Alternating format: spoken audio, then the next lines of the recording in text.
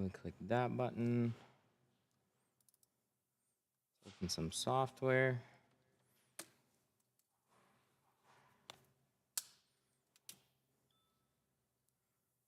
Good. I think so.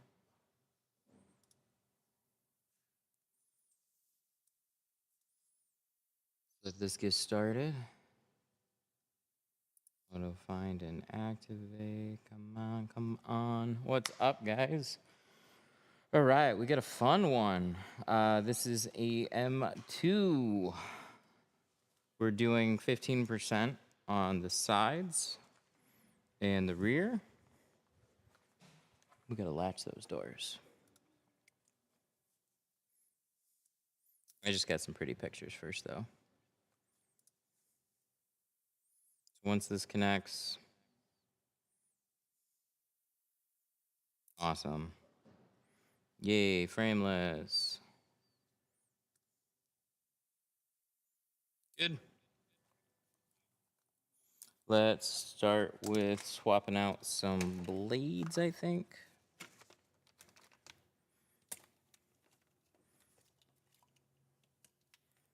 Where's my stainless? How much does it cost? This one, for the sides and the rear, we're doing Apex. This is $450.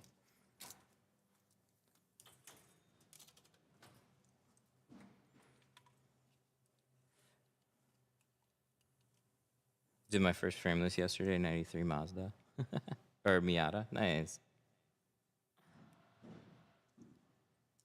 Anything older can be tricky. Frameless on that should be pretty straightforward, though.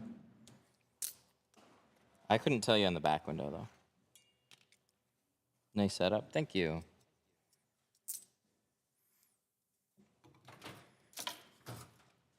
Yeah, this thing's super nice.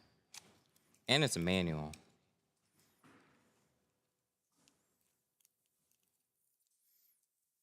They just put new wheels on it. This thing looks so cool. It was fun pulling this one in. Look at the exhaust on this one.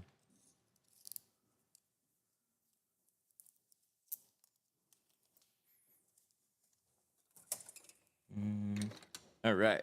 So we're going to latch these, which means we do not close them. Once they're latched, we're basically telling the car that these are closed. So when we latch this, window shifts up a little bit. Can't believe it isn't tinted already. It's new. That's why it's here. So we're going to cover up some door panels.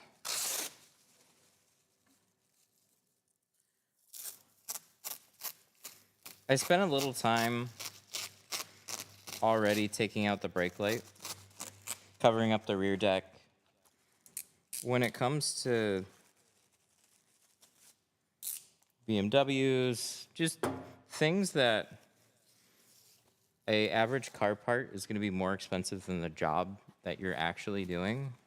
It's worth taking even more time and just making sure everything's as covered as it can be.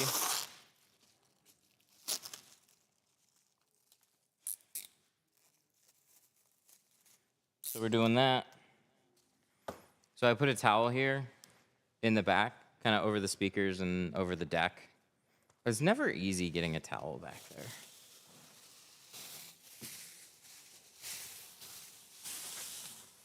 But this has, I don't think there'd be any issues with this one in particular, but always be mindful of any stitched areas.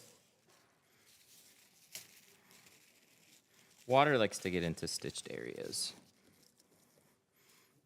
This is a harder leather on those stitched areas, but on some of the, I don't know, GMs, I think. GMs or Rams, and there's definitely a handful of other car brands in there.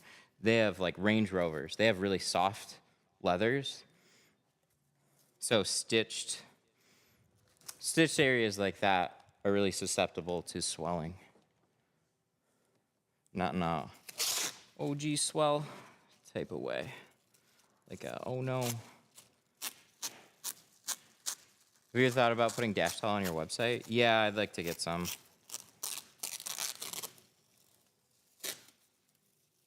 Are you live with your GoPro? This is a phone.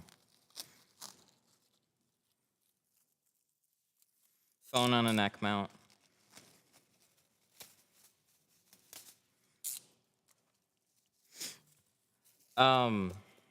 Yeah, it'd be a really complicated setup otherwise. Do you recommend the Gila static cling? No. Static cling is completely different from regular tint, or any tint for that matter. There's no adhesive on it, and it's very rubbery.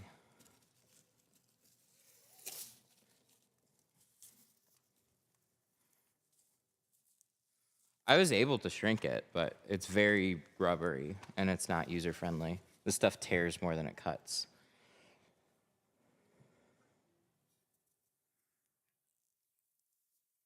Is your place in Sterling Heights? Yes.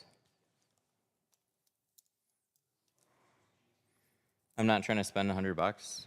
So there's lots of other, you can just buy tint. You don't have to buy static cling.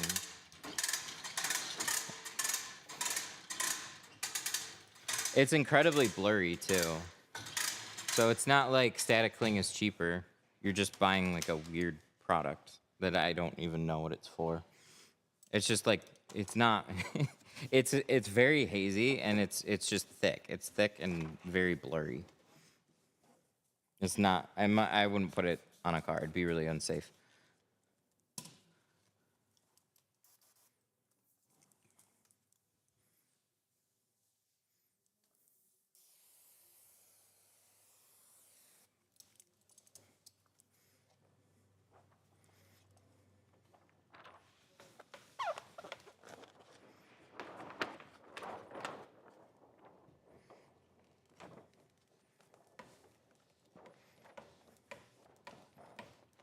All right, so we're gonna double cut. Where's my other knife? Where did it just go? I guess we'll use this one for a minute.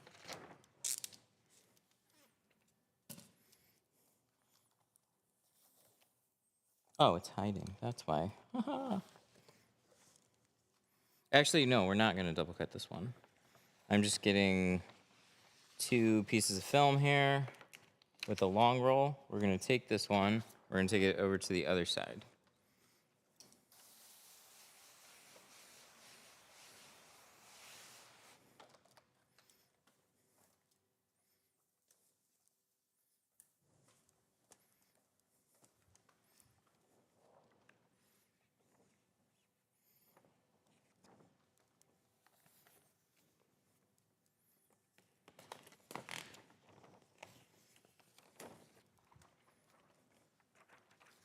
This is gonna look nice. We're doing 15.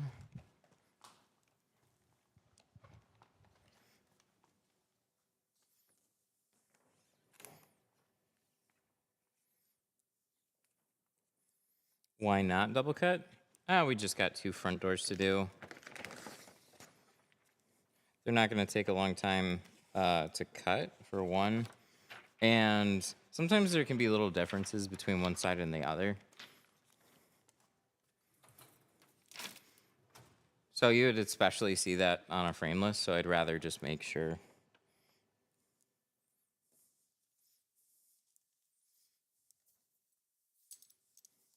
That's the best way to remove tint. Look up some videos and get yourself a steamer.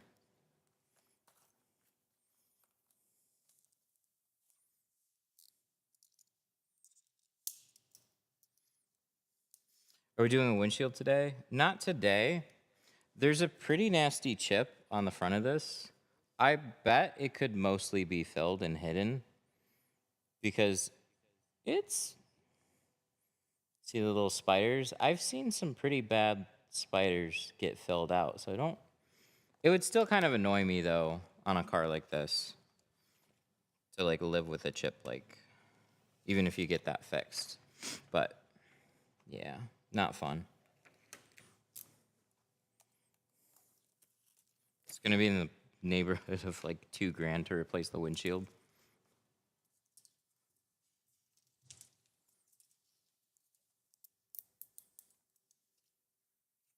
But otherwise, it would have.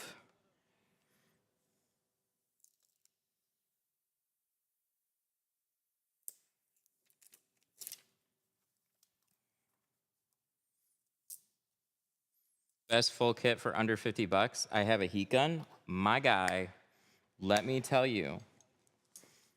Sorry, this is the perfect segue right now. Go here or look in the TikTok shop right now. And also, if you use 313 Tint as a discount code, you'll save 5%.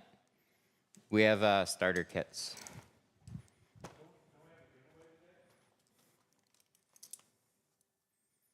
Uh, I've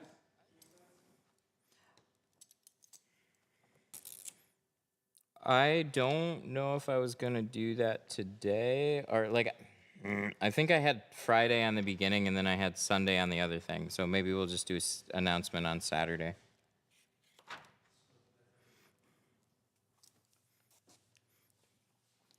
But yeah, we'll do a video announcement on that one.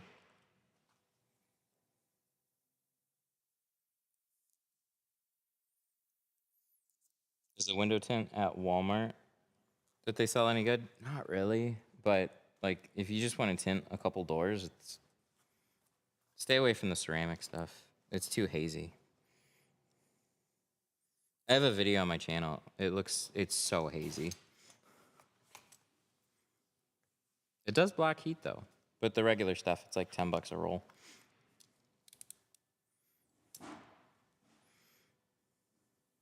So let's make this cut first.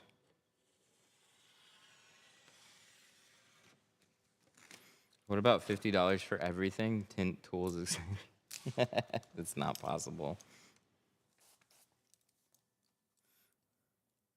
Maybe in a different economy.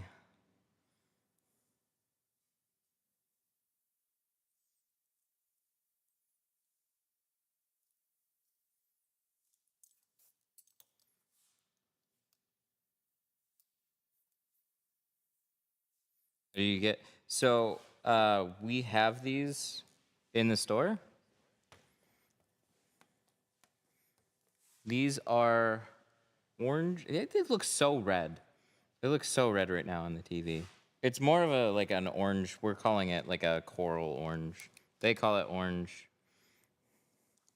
I disagree. But yeah, they're in the store now. We had the yellow one and coral. I want to see more colors. I want to see like a. I want to see a bright green. Give me a bright green. It does look very red on the screen.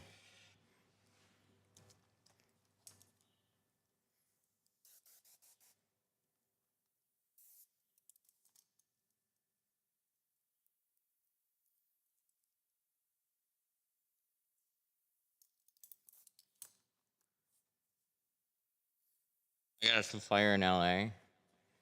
Got 170 for Vigral. Yeah, it's really not hard to find cheap tint. It's the question is always how long is that gonna last?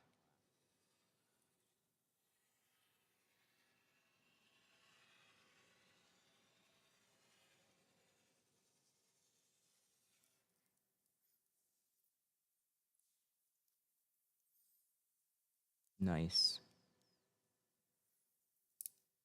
I'm learning English with you. Wow.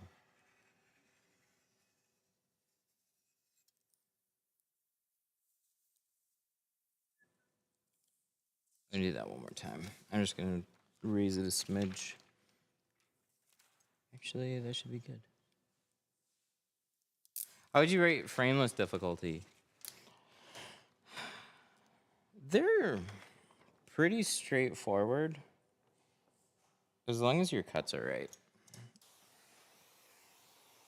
All right, I'm gonna get rid of this.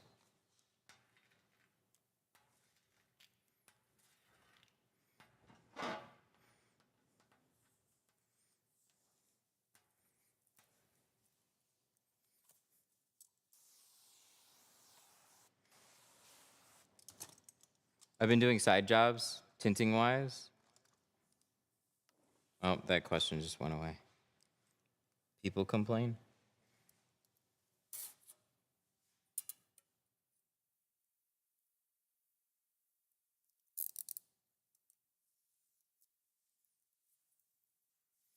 I have a peely window from the bottom. What's the best option? You got to get it removed and retinted.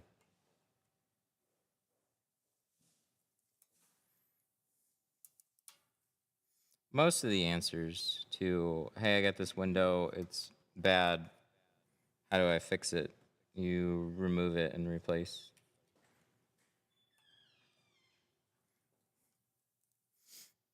I've got a 100% Walmart video. Tinted a window with everything from Walmart.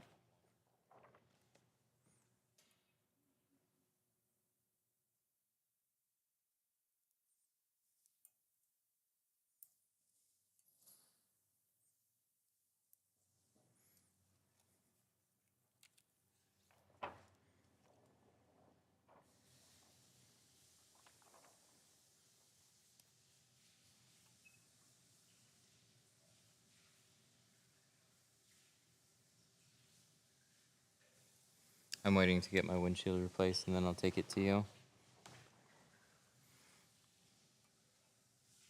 That's fair.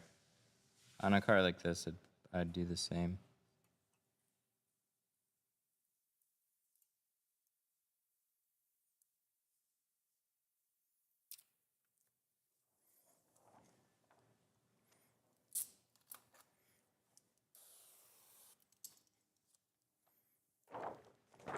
I'll do it myself. Will it be difficult to match? Yeah, if you don't know if you can't get the specific film or you don't know what it is, there's always going to be a little difference with whatever you're putting on there. There's so many small differences in film.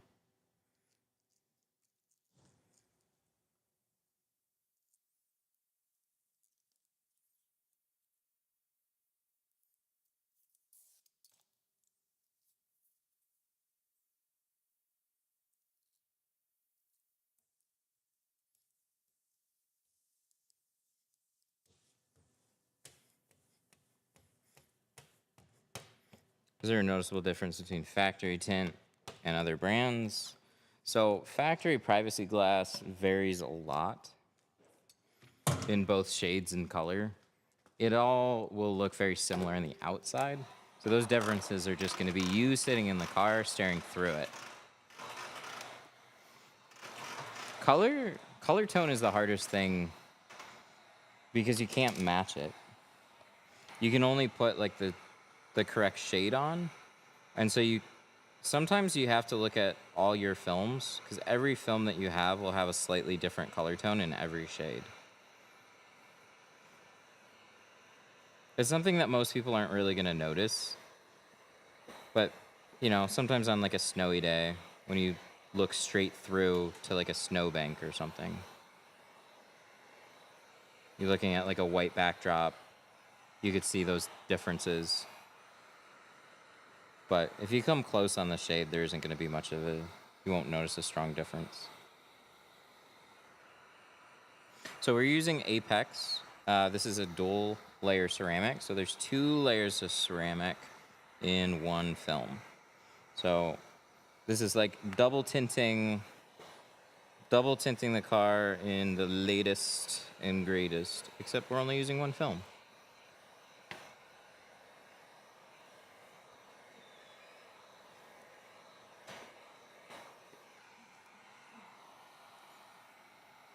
But you have to apply it on the outside. So what we're doing is shaping. We're cutting our pattern, so we're fitting it to size, and then we're molding the film to fit the curve, and then this is going to go on the inside. Just some steps first, but it'll go on the inside. Wow, that sounded loud. Shit. Yeah.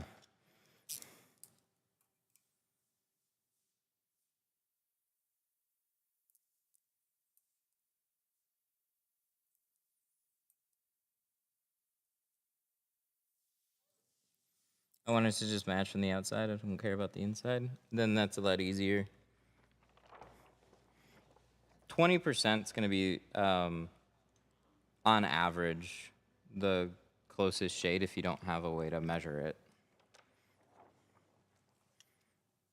This is just usually what they are, or come near anyways. Where are you located? Sterling Heights. Detroit Tint Studio.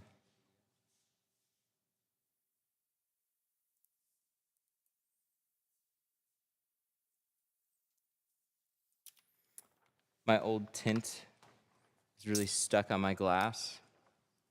It like chips when I try and remove it. Ooh, this is the worst.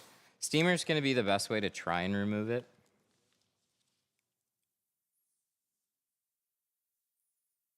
But it sounds like it's just gonna be a grind, unfortunately. There isn't an easy way. Scrape it. Even that's gonna take a while. All right, let's get a stool. Don't fall, please. Thank you.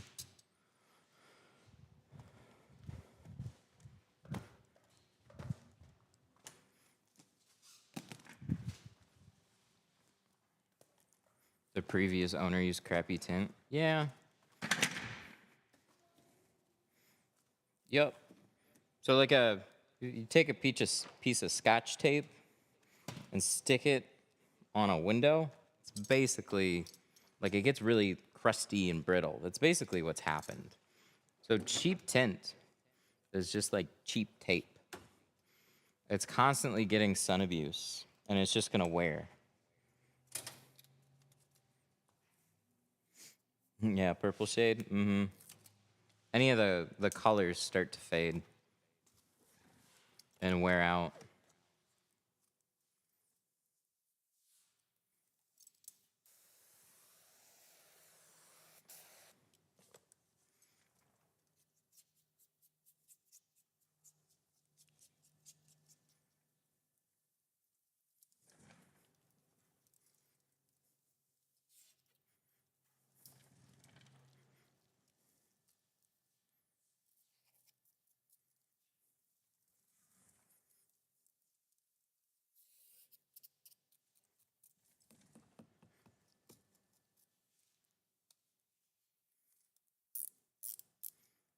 With your tints, how long do they last? Everything that we sell has a lifetime warranty, which means that, I don't know, 7, 10 years down the road, if something happens to your tint, we'll replace it at no cost to you. So like there isn't a lifespan on it. It's unlimited.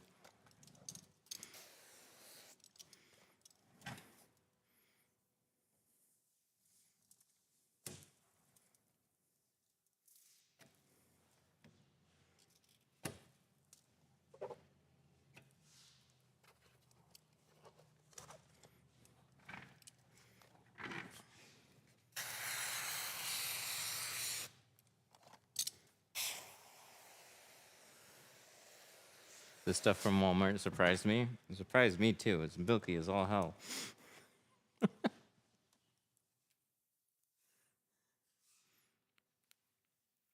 But it depends on which one.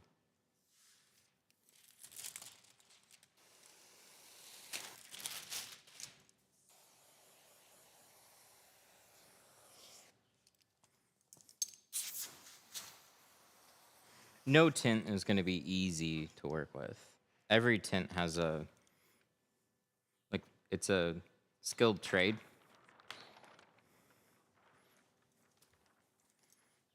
You're trying to put on like a large screen protector.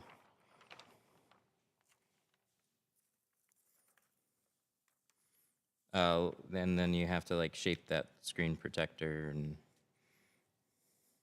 make sure it's immaculate. What? Yeah, it's a frameless. With a seal. No. That's a meme.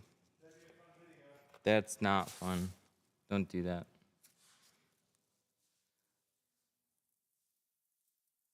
It's way harder to try and two-stage a frameless because of what the front edge does. You just don't have much space there.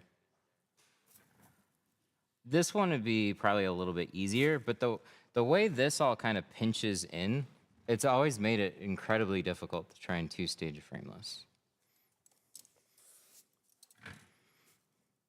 The guy that I learned from, I swear he taught me how to do this way.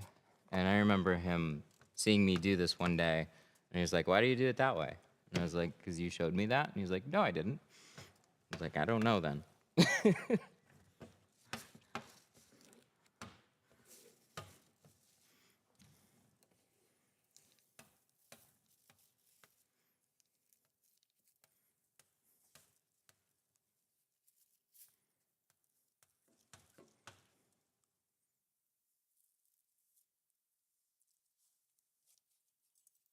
What time of the year is the slowest? When it's the coldest.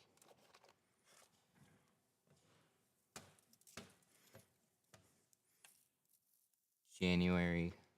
January got that, like, no more holiday.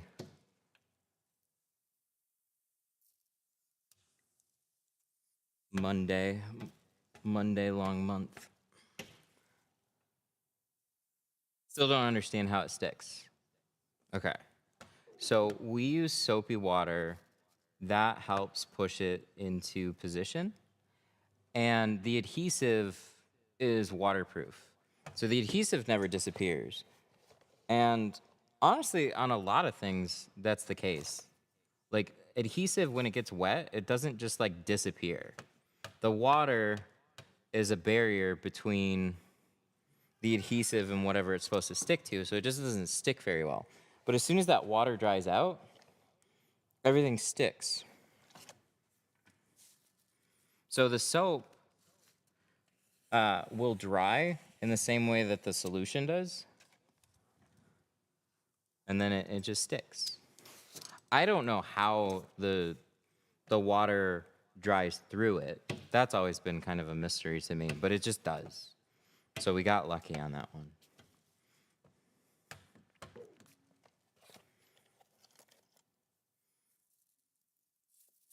Sorry, this should have been pointed up more. I'm all like hunched over. Why don't you guys tell me to adjust?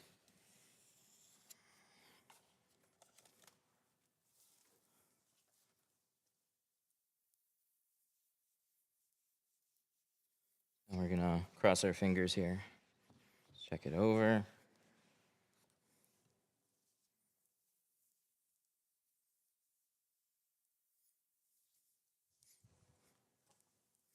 Have you ever had any problems with the tint curing in freezing weather? No.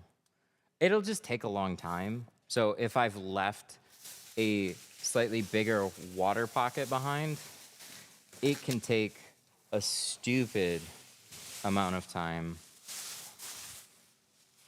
for it to dry out.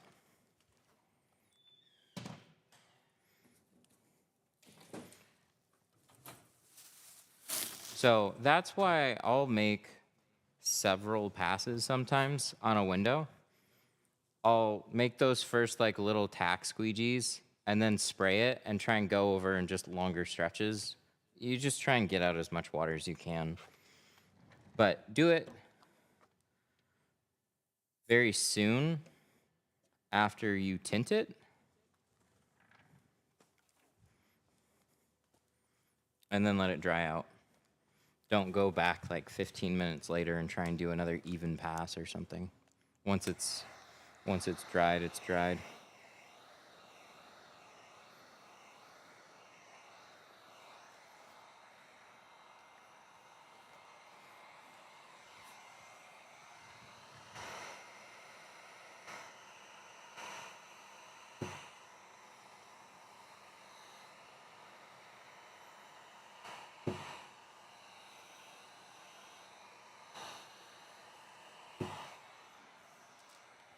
They're selling me $200 for ceramic tint. It's a hell of a deal on some ceramic, but it just depends on the quality of the ceramic. That generally means that it's not the best, but I always say send your friend there first.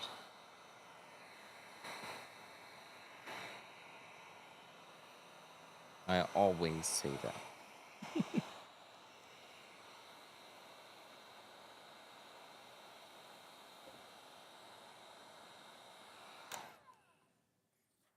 Yeah, patience is a good one with window tint.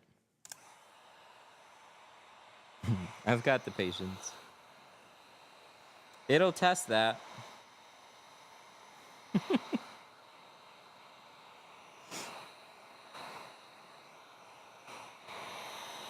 It'll definitely test that. That's for sure.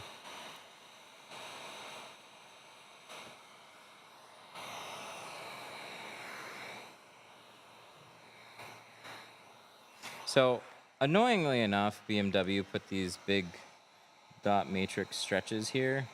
So, I'm going to try and dry these out and get them to look a little better. But there's only so much that I'm going to be able to do on these. They think it looks good. I think it looks weird. But they're ceramic dots. And unfortunately, what that means is that it keeps... You gotta stop pointing the heat gun at the paint.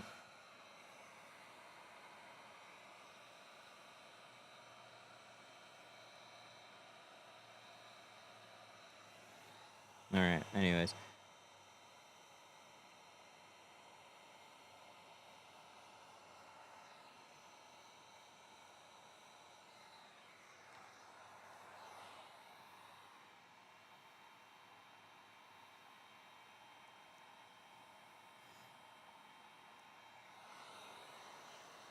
You aren't right now, but before you were. So from here, for like a second or two, keeping it moving, I don't know. It's all right. Dude, you're ruining the paint. My guy. It's okay.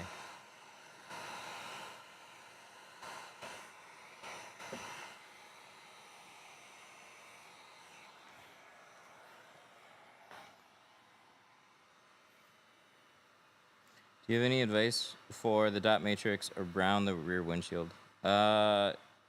Unfortunately, there isn't much that you can do. You can dry it out and try and get it to stick better, but it'll take way too much time to try and do anything to it.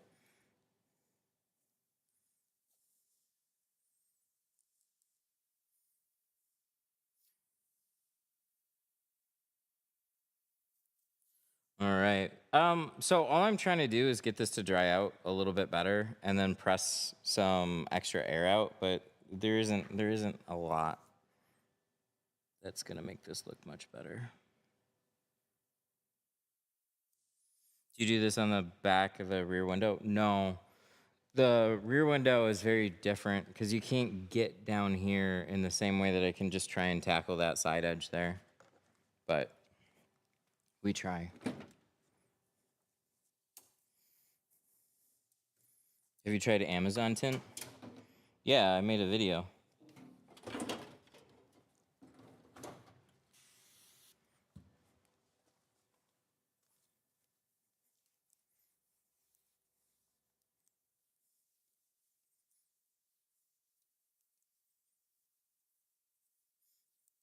Are apex rolls reverse? No.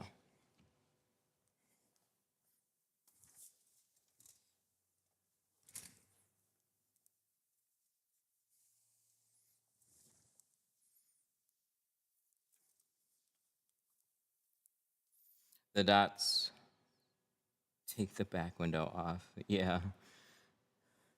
Yeah, we're gonna take the back window out before we tint it.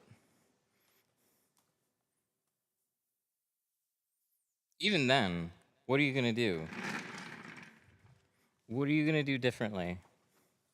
Try and dry it out and press it down? You're still gonna have silvering. You're gonna basically have to take a Dremel and just like finely sand that all down to be completely flat.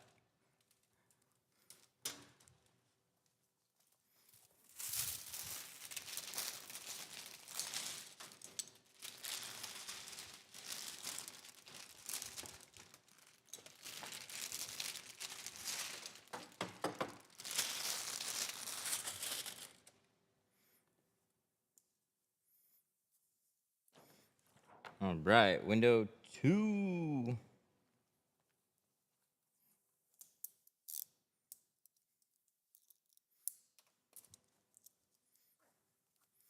You can see a difference between C2 ceramic and Apex. This is a thicker film. Coloring should be very, very similar though.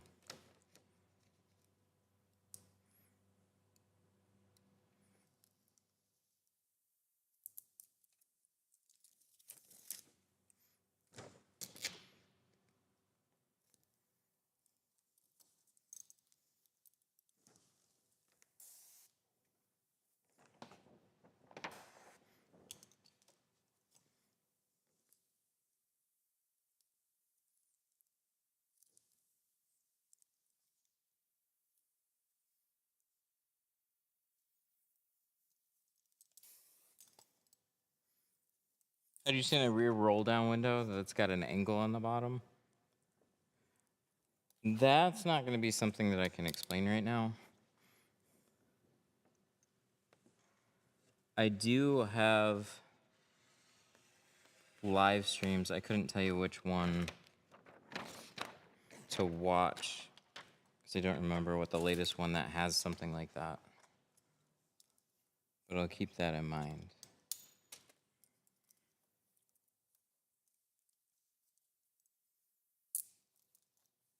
It's easier to show something like that.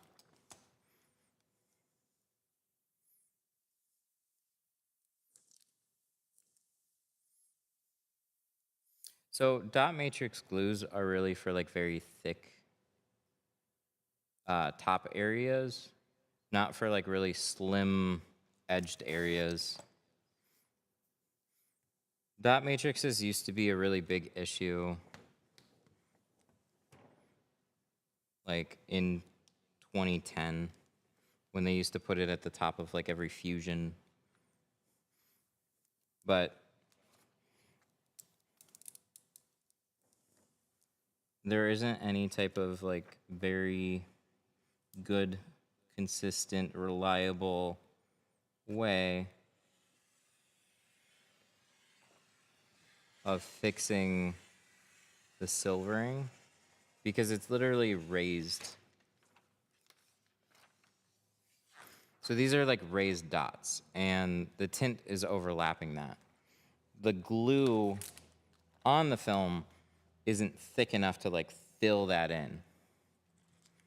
So that's why you see that silvering. It's literally a slight air gap.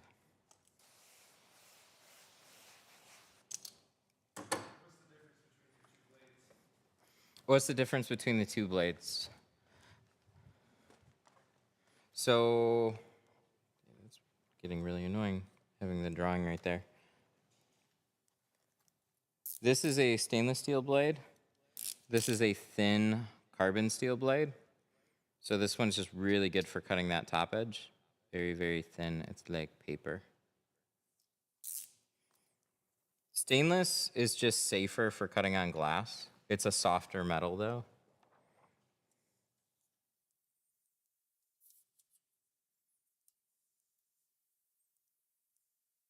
So whenever you're cutting on the car, I like to avoid anywhere where a blade's just gonna sit in the middle of the glass though. But use stainless on the majority of stuff. And then just for the top edges, those carbon steel blades are really, really nice. The thin ones especially.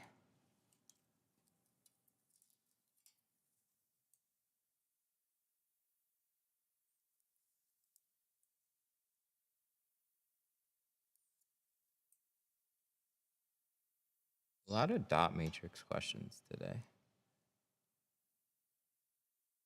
I don't have a good solution for you.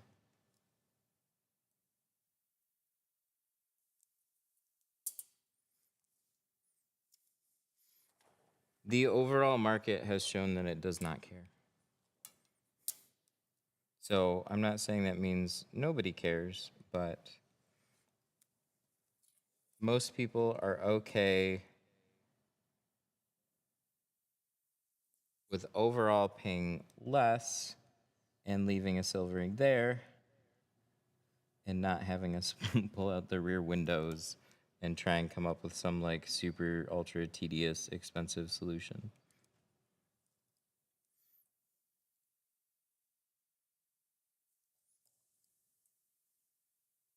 There might be something one day, but there is not now.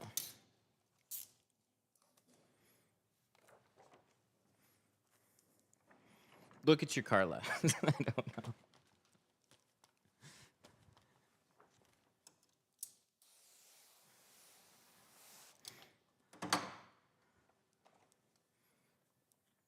Does Sun Distributing still sell Dotrix? I believe so.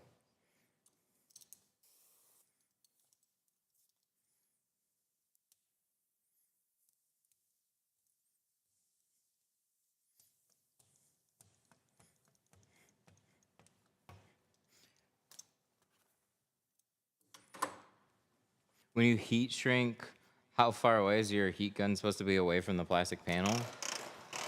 Do not shrink on the inside of the car. So it should be completely away from the inside of the plastic panels.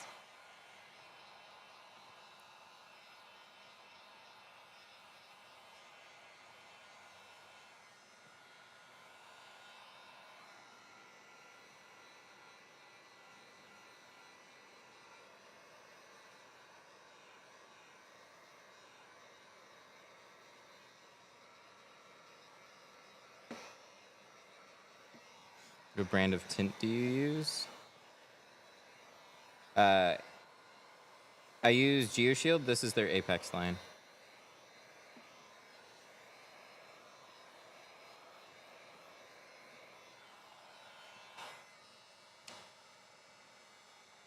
When you heat shrink, how far is your film supposed to be away? You definitely said heat shrink.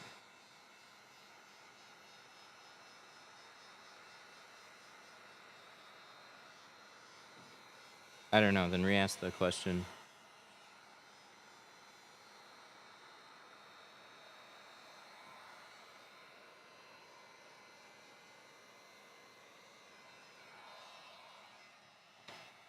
What's your favorite film to use? GeoShield?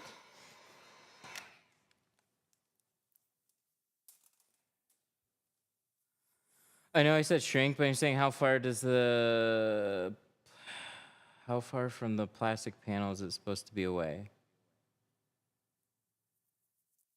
Is it an inch away too? Oh, I see. So like placement right now, you just want to keep as much film on the glass. I've got it about 2 inches away from any trim. So you want to just give yourself enough space so you're not touching much heat to that area.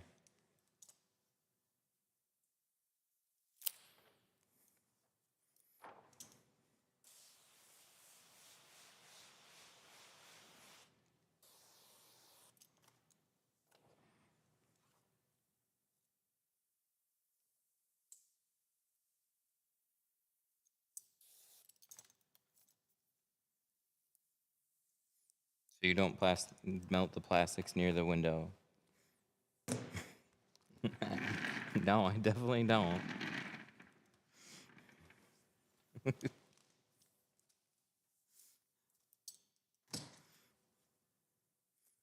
Yeah, anything. Cover stuff up. Take safety precautions. Oh, that was sarcasm. I don't know. TikTok, I think, is a little off the rails right now.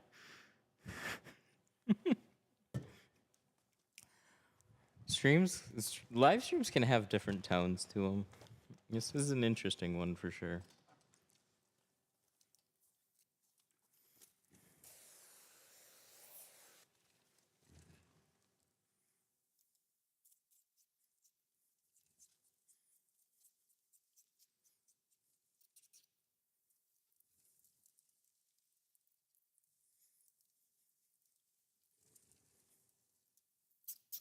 I'm gonna order Tint Tools from 313.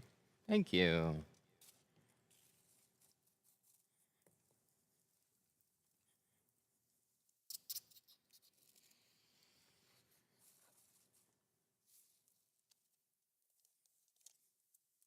What's the code? 313 tint gives you 5% off.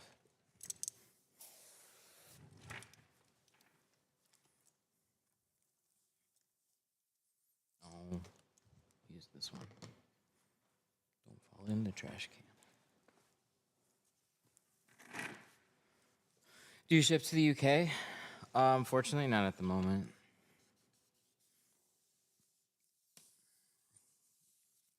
Windshield? No. There's a pretty nasty rock chip. So another day on that one.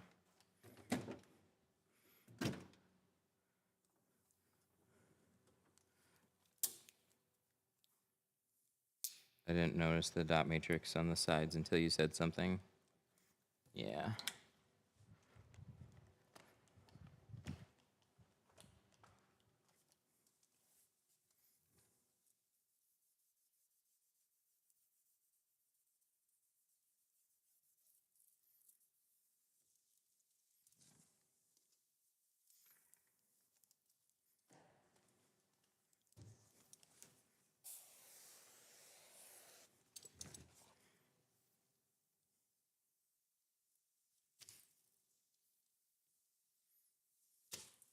Mark Stevens is pre-recorded. He's right over there. He's definitely pre-recorded.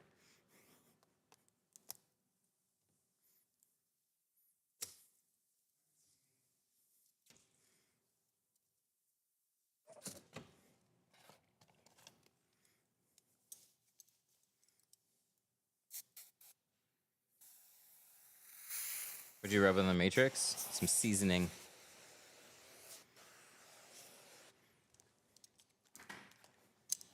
Got a spicy rub. No, I put some alcohol there. We'll see if that does anything to this side.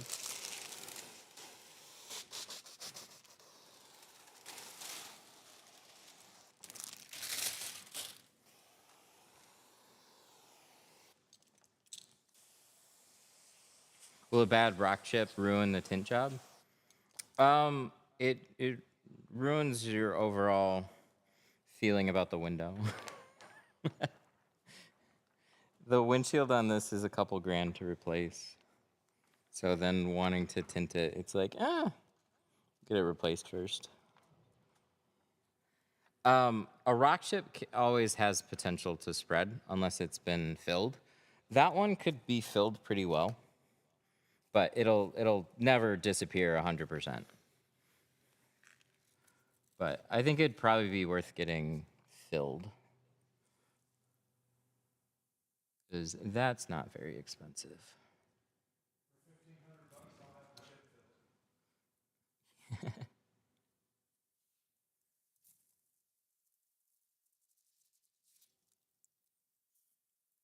All right, it's funny. I do like tall trucks. I do low cars. My stool is kind of like somewhere in between right now.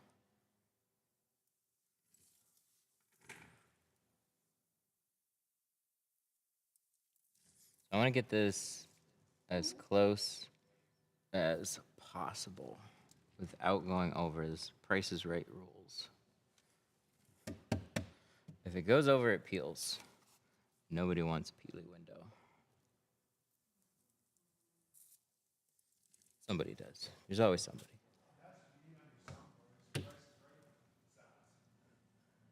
Demonetized. Dun, dun, dun, dun. Yeah. Yep. No.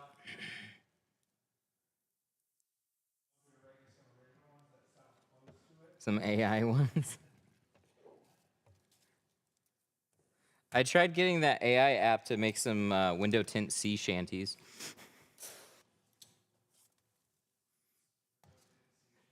Yep. They turned out pretty good. A little bit too upbeat, but overall.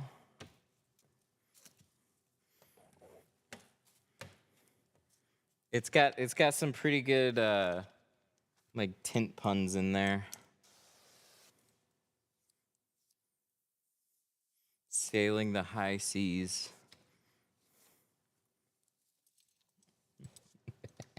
Threw in some like stainless steel blades, firing your heat guns.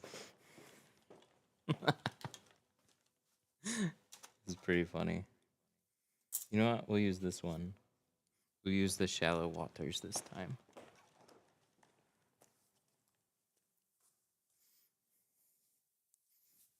How do you guys price tint jobs? That's a good question.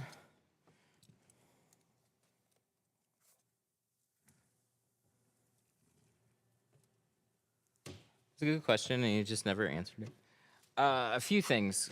Calling around and getting just a ballpark of what everybody in your area is charging is going to be helpful. Because then you know what prices people that are calling you are already hearing.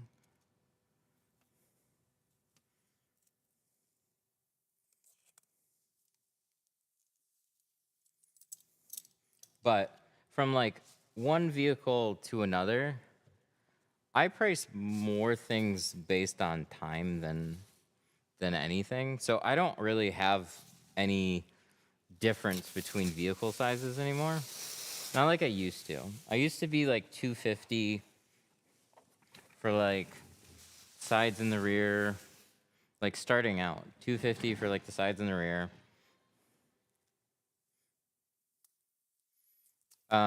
And then an SUV was like 280 or something like that.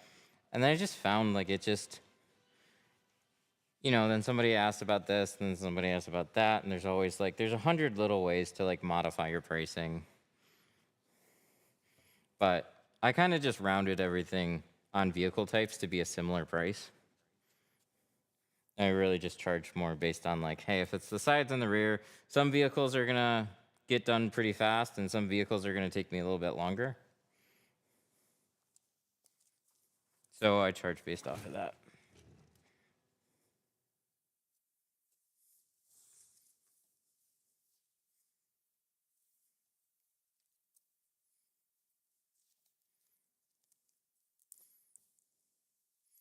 So we're gonna dry this out a little bit and see how it turned out.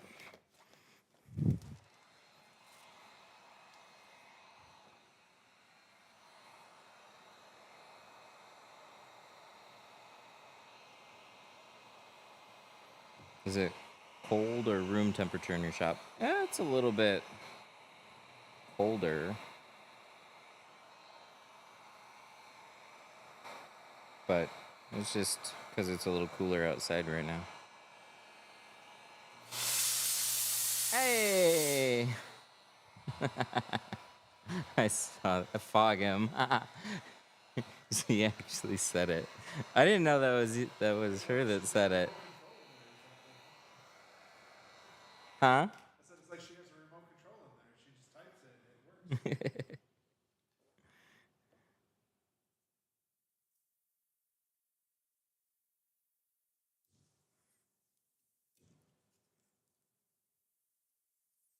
works. Same thing on this one.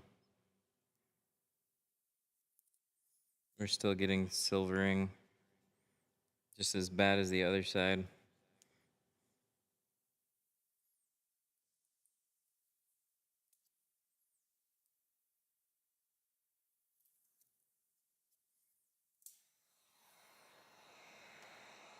So we'll dry them out a little bit.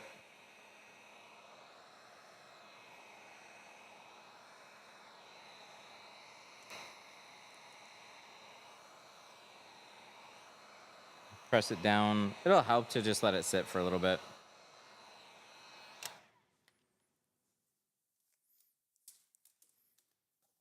Did you crack the dot matrix code? No. No, I saw somebody post a PPF gel. PPF gel is just, again, it's filling in dots. If you can, it's going to be a little harder because it's also like a 2 mil film, so it's a little bit thicker. When we used a vacuum cleaner and sucked the moisture out. Now we're using our brains. What if we like used a vacuum cleaner? I love it. I'm a victim of the Matrix. See this? That's like commenter of the day right there. He's like 2 in a row. Dweeter.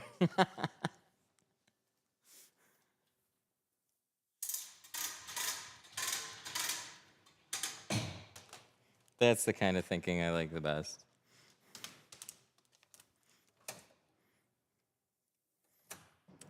Okay, scrub pads over there. Squeegee? Squeegee over there too? I got a scrub pad.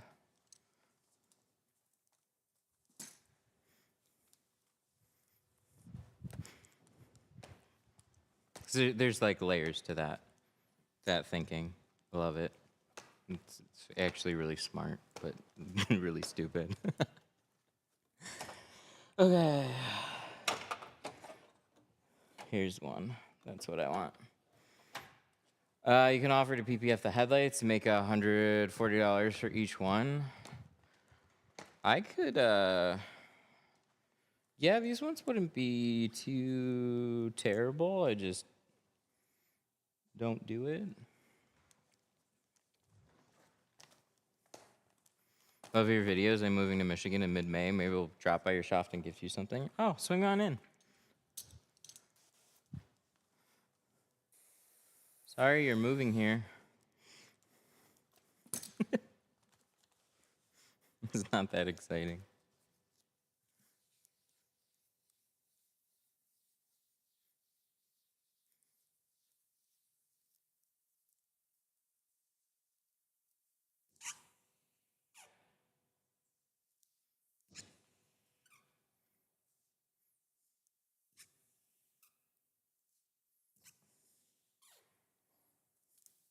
He's been tinting most of this century. Ooh. Wow. That's a way to look at it. Holy shit. That's true. Yeah, tinting most of this century. God damn.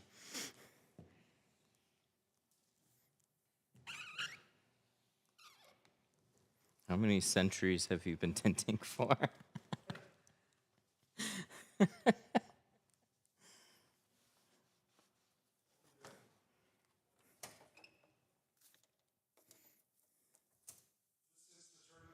The turn of the century.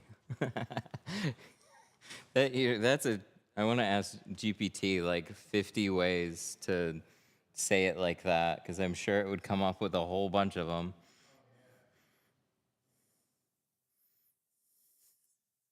My wife has a funny saying too. So when you turn like 32, you're off calendar. Because there's 31 days on a calendar, right? So when you're 32, you are off the calendar.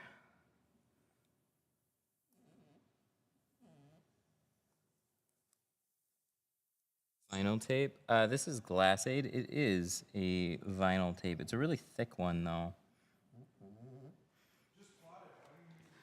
Just plot it.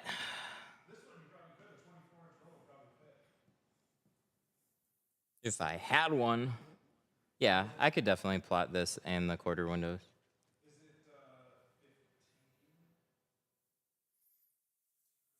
15? Yeah.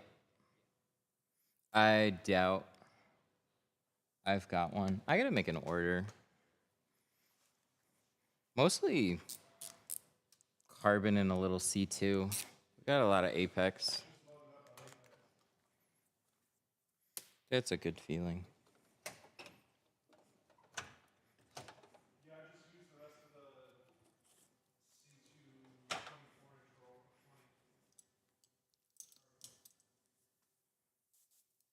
I gotta move this mouse. It's like blocking stuff. Will you charge to tint a classic VW Beetle 1966? I wouldn't. I'd stay away from that one. I'm sorry. I would spend way too much time and frustration, and I wouldn't stream it, and I'd be angry at the end of the day.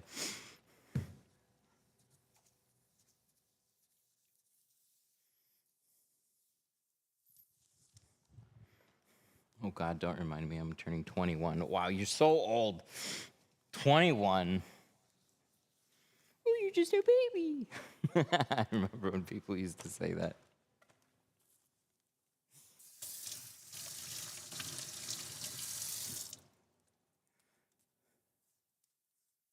I stay away from classics too. Yeah, I politely decline stuff like that. I say I'm just not the right shop.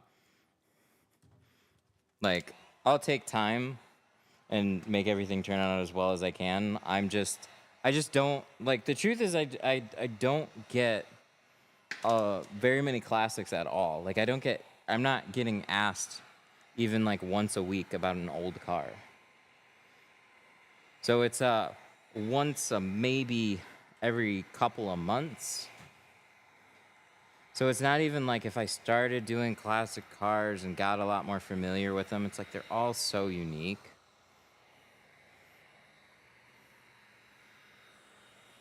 that it's like it's just unfortunately not worth the time.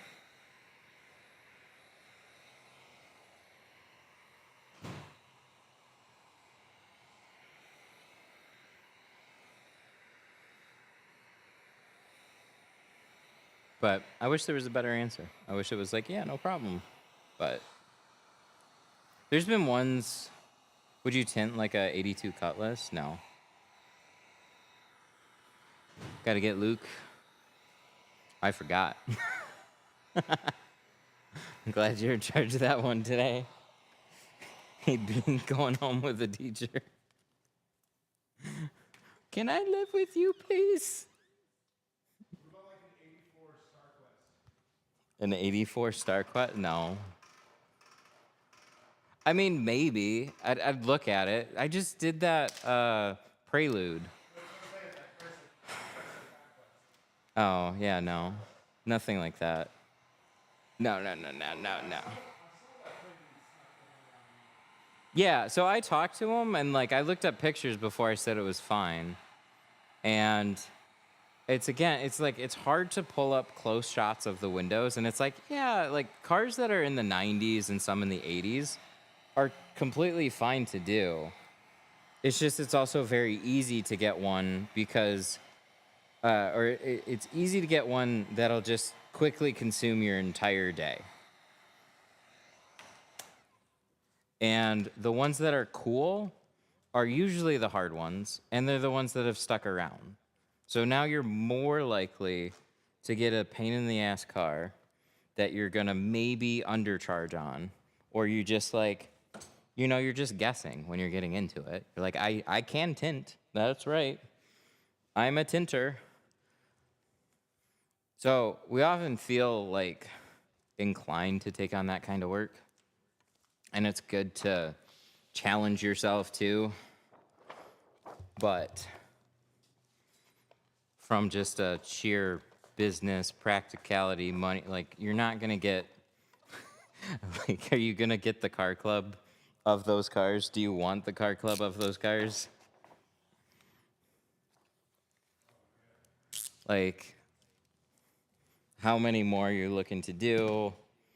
They're so unique that if you learn to do that one, it's like you're not necessarily better suited to do a bunch more. Just because I did a Prelude doesn't mean I'm going to be able to now tackle what is that one with like the backwards El Camino, shit like that. Like it gets crazy. All right, are you going home right after? Okay, well, I'll see you at home.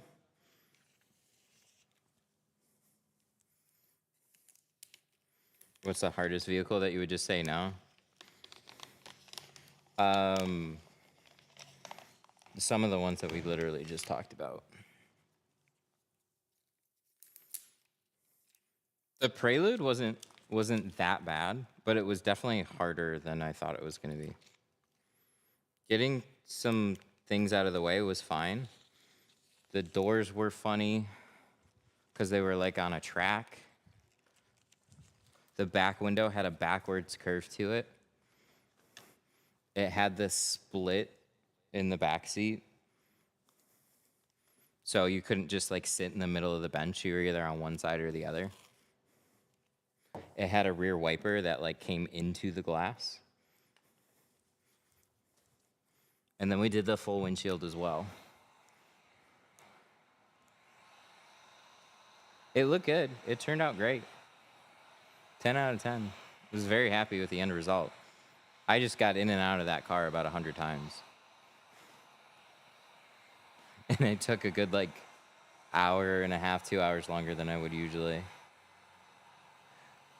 I'm curious to find out how I'm going to tint my 2005 Honda Element because it has a strange back window that have hinges around it. Yep. Sometimes things just have to be removed or you have to just try and cut them as close as possible. The answer to some of that is like, there's really not a great way to do it. Or machine cut it so then you don't have to worry about actually cutting around it and you generally get a good fit. Sometimes the hinges are a little bit more on the outside and less on the inside.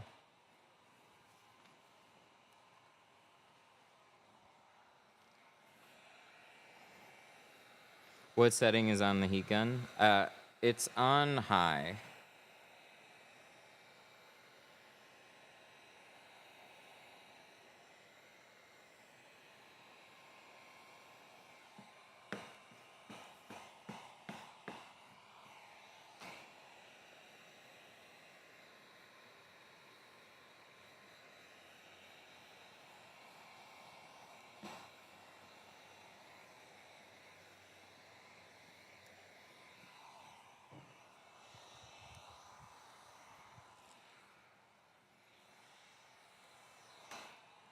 How do you read the comments as you work? I actually have I have TVs, but I've got text to speech. So all the comments get read and I have a headphone on.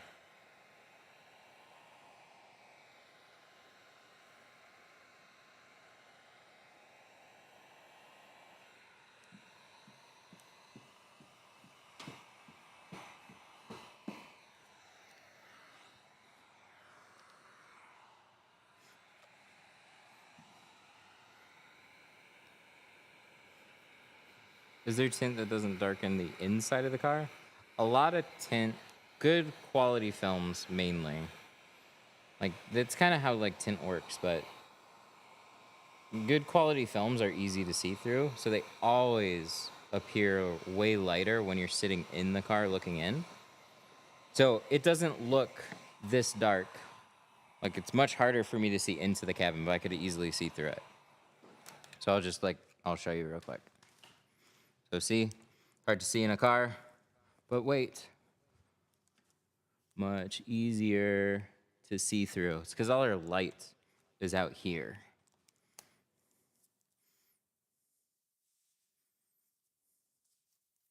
What's the most popular percentage? For me, 20. It's a mix of like 25 and 35.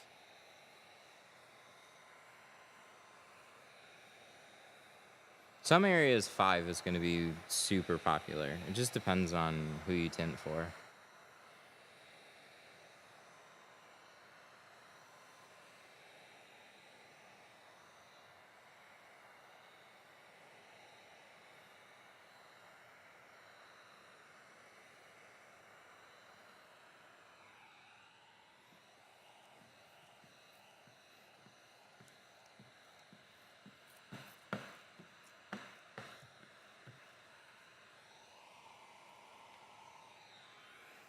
What do you personally have? I've got 35 on my front doors, 50 on my windshield, 20 on the rear. I would like the front doors to be 20, but I show my car as a demo car. So people always have question between 35 and 20, and almost as soon as they see 35, most of them end up going with like 20 all the way around. So it's really to help with sales.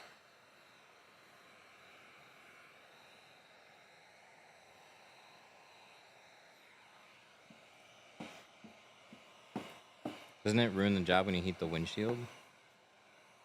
I'm not sure how you came to that one.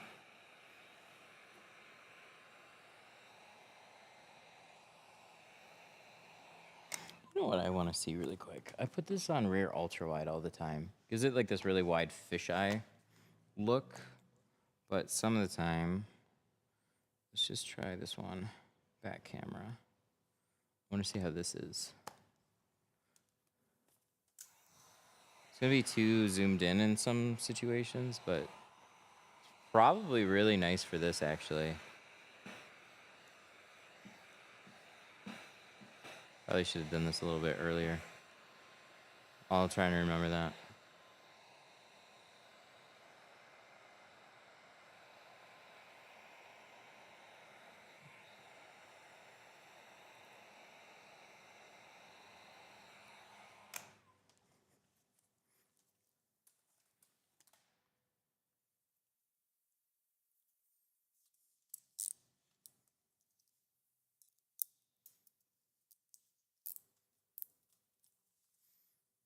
On the edges, you go side, not straight up. So when you're shrinking, you're going to get this like swoop pattern. So we anchor our film in the center here. We anchor the sides. And then as you're shrinking, you get these like little waves. And then as you get towards the edges, they kind of curve like this. So what you'll find is these little waves start getting pressed out this direction, more towards the edge, and you're kind of stretching this out over. That's on the liner, by the way, so I didn't just draw on the film. So this is all just getting peeled right off.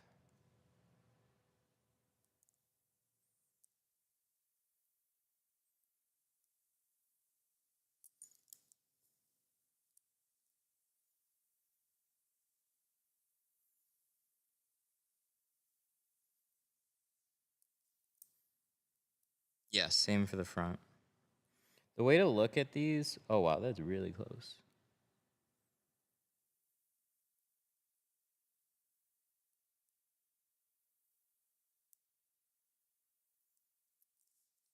So window tint,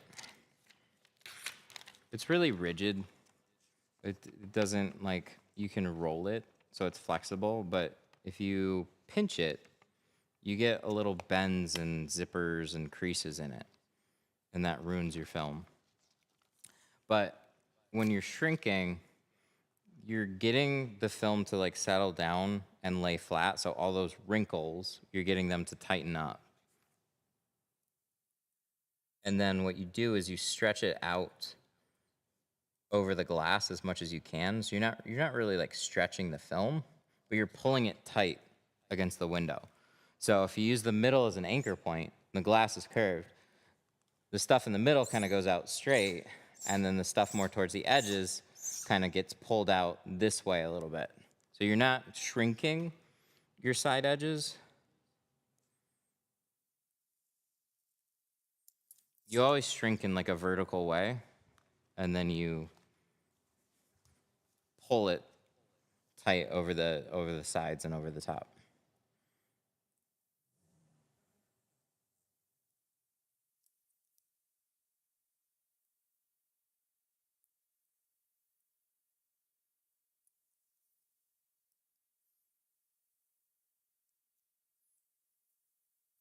So I'm going to trim this out. I'm going to touch up the top.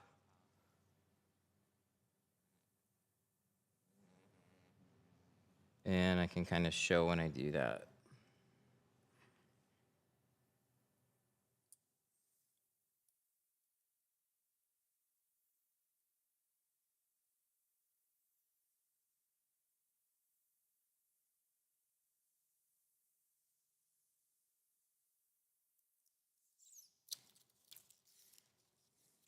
So there's our pattern. So now we have the right shape for it.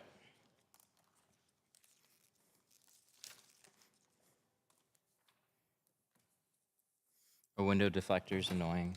Yeah, they definitely can get in the way. Now we're going to pull the tape. this out. And I'm going to use that corner as that same example.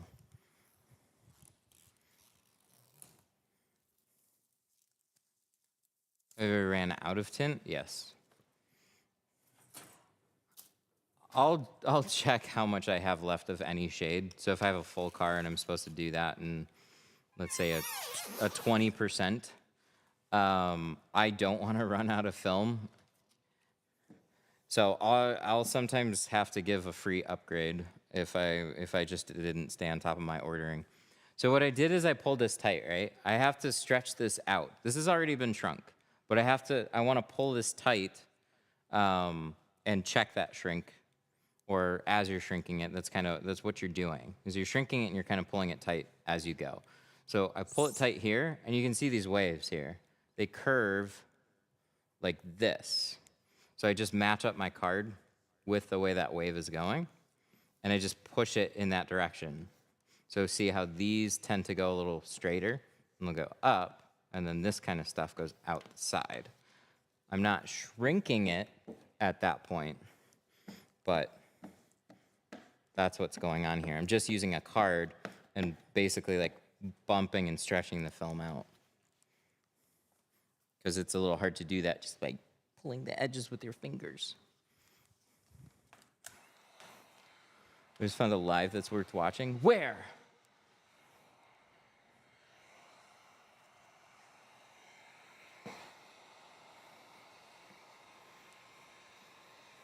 So once that's trimmed out, I'm looking for any little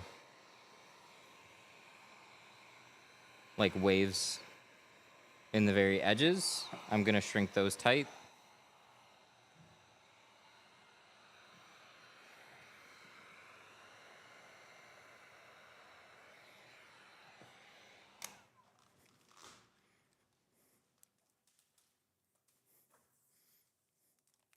This is a Tint Shop owner, TikTok shop sell.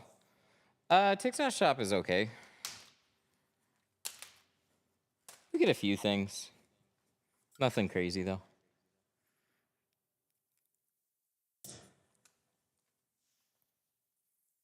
It's nice to be able to keep the stuff there and in our store though.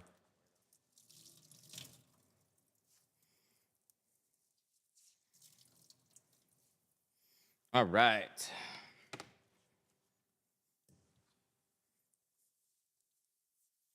All right, I'm gonna put it back on ultra wide.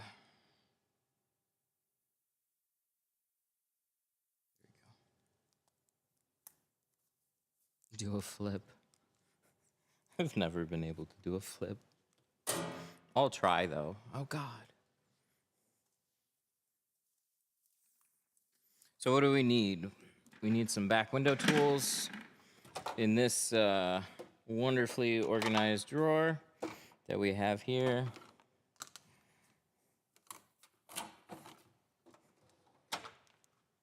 We're gonna take these guys, and then I wanna get just a side swipe, just in case. Have you ever tinted a side mirror? No. You could though. I just haven't. It's definitely a thing. Most people don't do that. It would be really nice to have side view mirrors in a database. I'll tell you what, they make a blue film that you can put on it that should help cut down the glare, because I know that's a big issue on certain cars. A lot of new ones have like self-dimming mirrors, but there's a lot of cars that don't. I think there'd be an interesting market for it. It'd be really tough to tackle though. Here, I'll give you the game plan. You make a site. You let anybody order any mirror, and when they place a order, they are required to submit a picture of their exact mirror so you know what the shape is, and then you buy the mirror, and then you scan it and put it in a database. That way you cover your cost on that one. Then you ship them the cutouts, you store it in a database, And yeah, slowly but surely add to it.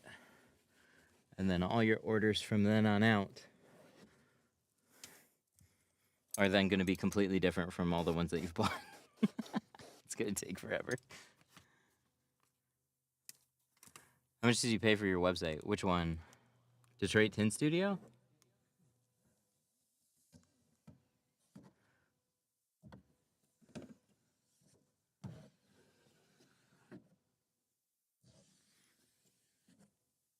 That was a detailer's roadmap package. It's like a $8,000 website.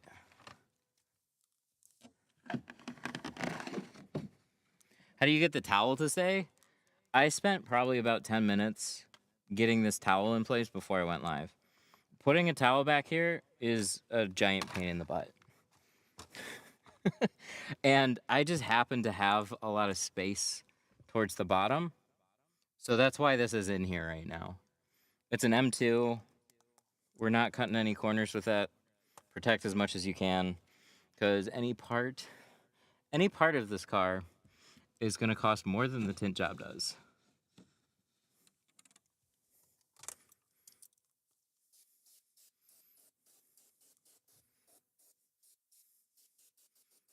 That's how I don't understand people that just like jump into everything and treat it all the same. There's a lot of cars that you can, but then they get something like this.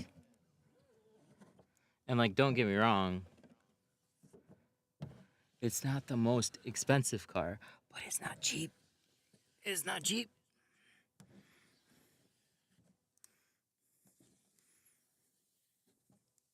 So don't treat it like every car.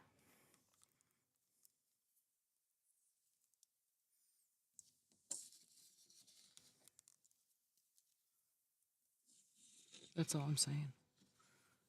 But it's really easy to take a squeegee and see I'm already starting to ruffle the edge. I should be good.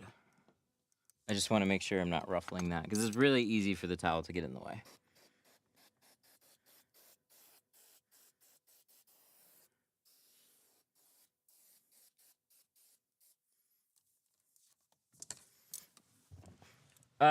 Website one-time fee? Not exactly. They have like ongoing hosting fees.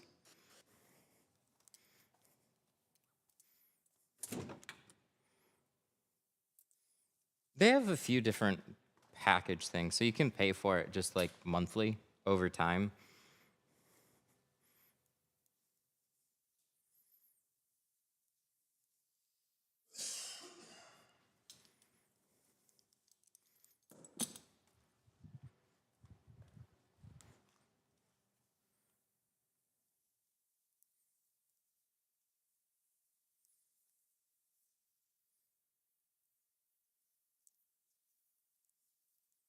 Do tint shops ever get in trouble for tint? They could. Depends on the state, though.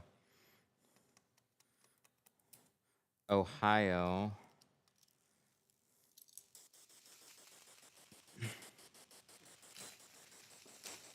Man, is it expensive for just a website?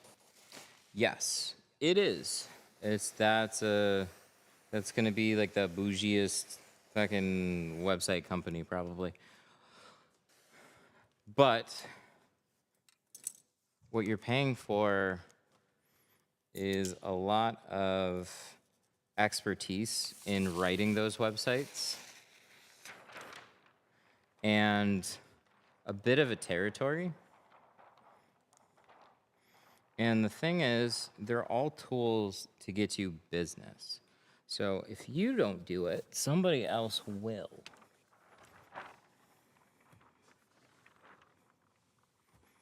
So, like, for the vast majority of new people, no, that doesn't make sense.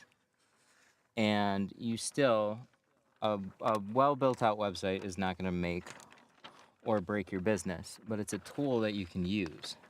So it depends on the type of business that you are and what you're trying to grow.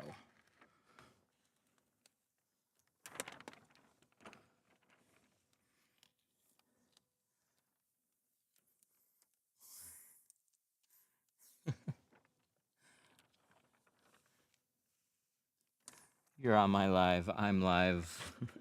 We're basically cousins. That's it. I mean, there's logic there.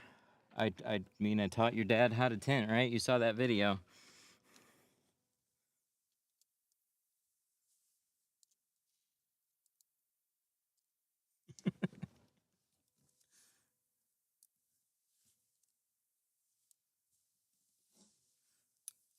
All right. Make sure all our edges are covered. I want a clip of that reaction. Your website's cool. Do you use Wix? No. No, that was a custom thing. So I used to use Wix, and it looked like I built my own website. Nowadays, Mark just put out a video that you said you saw. Use AI to like build yourself a site.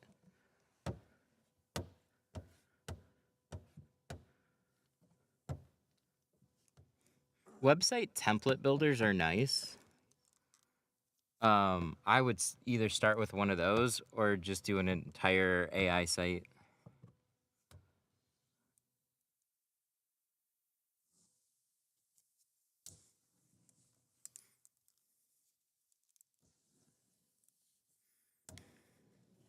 Common cars that are difficult to tint? Yeah, VWs, Audis, just like basically all of them. And there's definitely some more in there.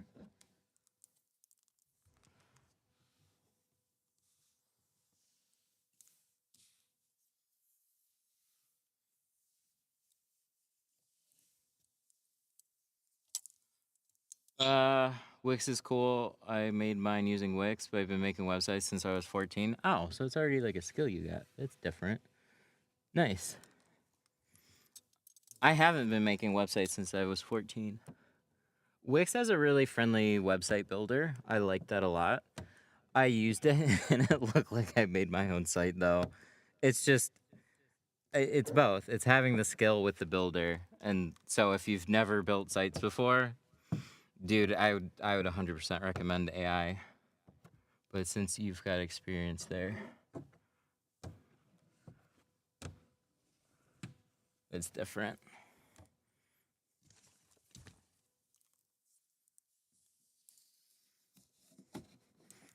I talk to a lot of people that are like, do I need a website? It's like, well, yes. Yeah, kinda. It's just expected. If you don't have one, it's more questionable than if you have a poorly put together site. Squarespace, I hear good things about Squarespace.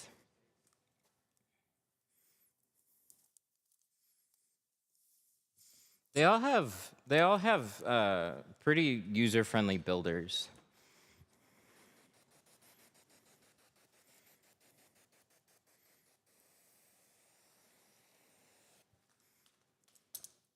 Is there a specific car that you dislike tinting? Oh yeah, old cars.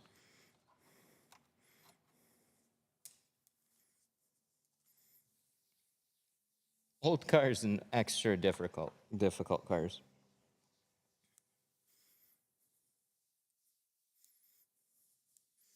Rate this one. Difficulty 1 to 10. Like a 5. I don't know. It's really straightforward, but I'm more taking time around all like the finishes and stuff. So if this was a Malibu, it would be done by now. Like a Malibu coupe. It would have been done like 10 minutes ago. But I'm just taking a lot of extra time slowing down on this one because I don't want to have to redo anything. I'd be more concerned with like having to redo something because you're introducing more water somewhere. I just want to get it one and done. Looks good. Sweet. Move on to the next window. Take some extra time, cover stuff up, make it look pretty.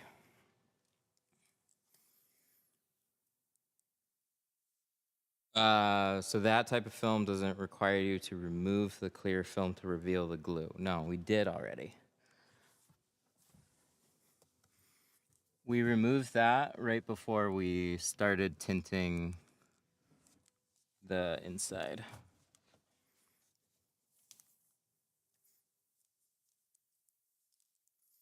How long does tint typically last on a car? A good film, you don't ever have to worry about removing or replacing.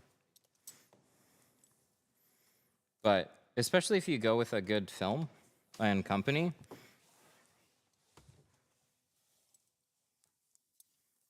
if anything happens to that film, it's protected. So you don't have to pay anything to get something fixed. Would you restart if you had a tiny dust speck? So there's always like a level to it. You'll be able to find something, but that something should be like really, really, really, really, really, really small. And if it's not, then yeah, we do have to start over. So I just see one little guy that I'm gonna knock out of here.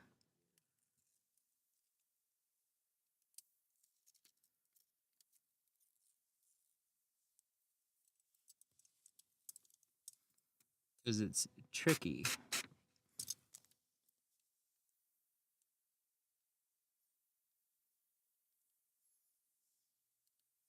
What's a better job, tinting windows or wrapping cars? I don't know. It depends on what you're more comfortable with. Both have their strong suits. I talked to a PPF instructor that used to do nothing but window tint. And then he learned how to PPF and he never wants to go back to window tint.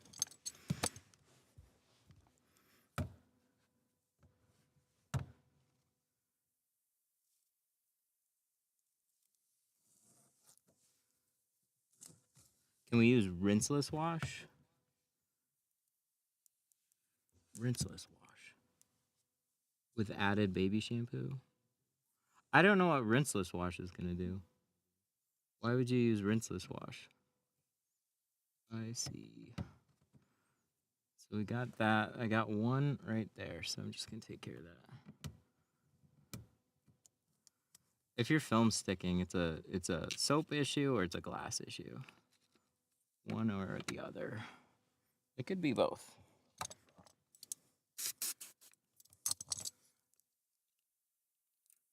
Yeah, rinseless is for washing cars, so there might be like degreasers and other shit in there that you shouldn't be introducing. Is kind of the point.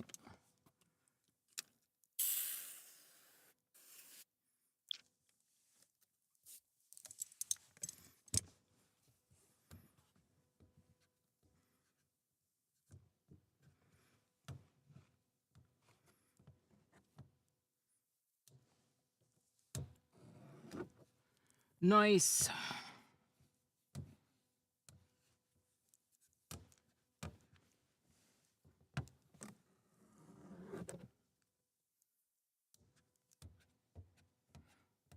Yeah, I'm not a chemist with that kind of stuff, but sounds like stuff that you shouldn't be introducing into your tint.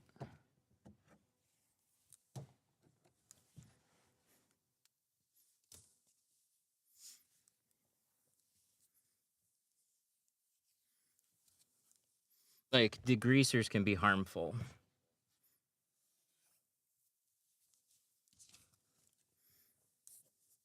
So, stuff for washing cars might have like added lubrication, but it's just for a completely different thing. It's so whatever you're rubbing on the paint doesn't drag on the paint.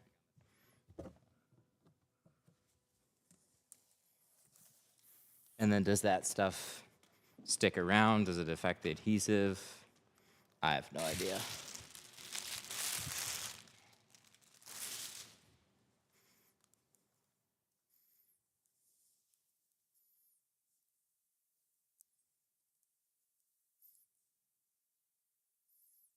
Yeah, baby shampoo just doesn't have additives. Or least amount of additives. That's why This stuff. Less additives, but it's still got a really strong kick. Stronger than baby shampoo.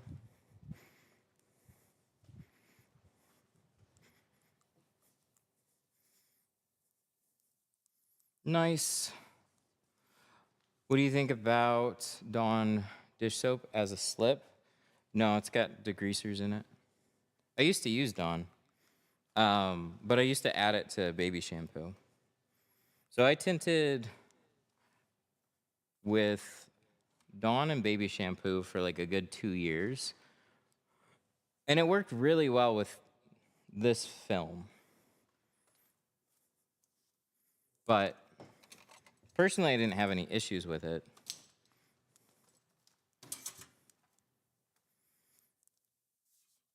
But I also want to be careful about, I don't know.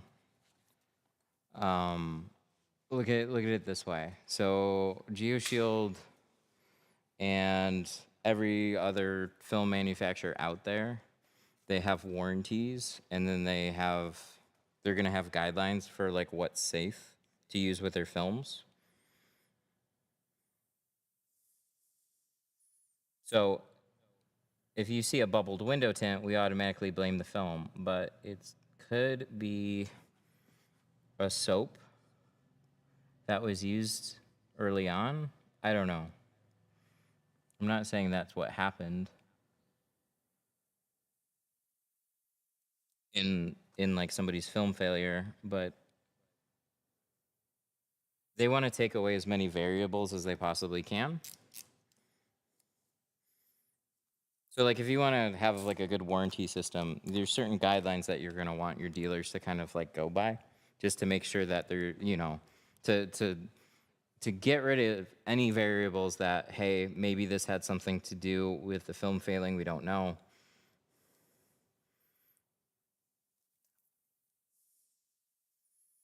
But just like somebody in chat said, could I use rinseless wash with my mix? I have no idea, but there definitely has never been any testing for it. Maybe it's fine on day 1. Maybe on day 30, it failed. Who knows? Maybe 2 years down the road.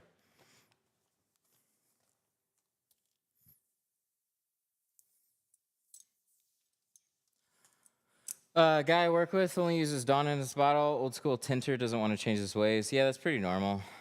Still uses baby powder for shrinking. That's fine.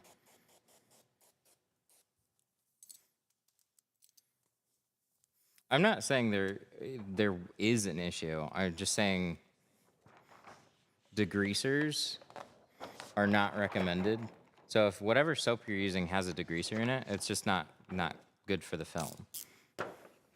The film might never fail, but the only way to test that is put it on a car, keep tally of it, and wait around for a bunch of years. And at that point, other stuff happens. Maybe the car was sold, maybe it was in an accident. You know, a lot of, like, the stuff generally doesn't come back anyways. So it's just when we have it on, like, a focused discussion, like, hey, can I use this or that? It's like, it's just not recommended. Why not plot those quarters? Because then I gotta put the film there. I gotta go find the car. I gotta.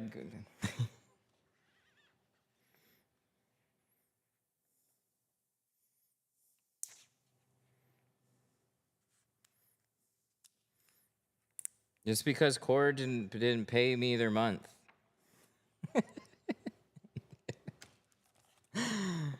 That's why.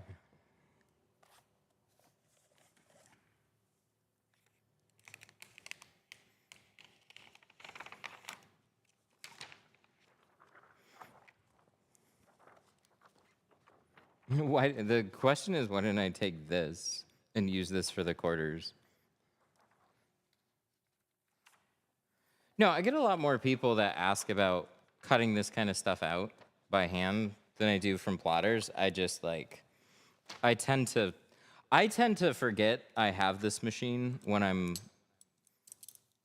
at a certain point. And then it's kind of a toss-up. It's like, I know just going and continuing and cutting this out isn't going to take a lot of time. And then if I cut it out on my machine and then my setting is off by a little bit, then I have to kind of trim it out anyways, and I'll just get like, I just don't feel like fiddling with it right now. It's probably fine. It's been fine. It just always goes to like sticking with something that you know is consistent versus like venturing back over there. I just tend to use a plotter way less than hand cutting. Dweeter with a 5. Thank you. I really appreciate that. Thanks for the great videos and being a great human. That was super nice. Do you have a pressure regulator on your tank? I'm out of coffee. Hey! Nice.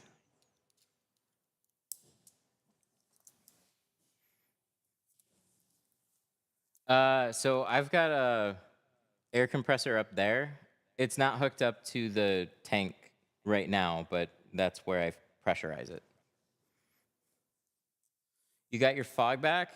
Yeah, it's just on a manual switch though.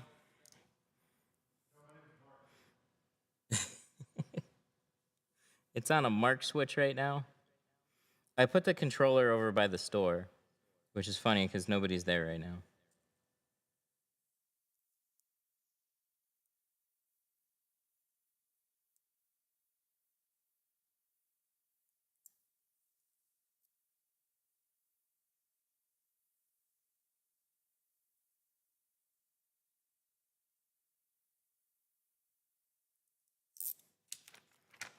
But I had that idea yesterday. I'm just like, I'm just gonna put the controller in the store. And so if we're doing like live streams and somebody does it, I'm just gonna tell them to do the fog machine. And if they feel like doing it any other time, that's fine.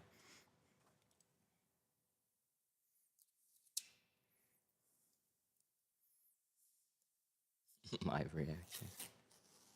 What's the car? M2. This car's sweet.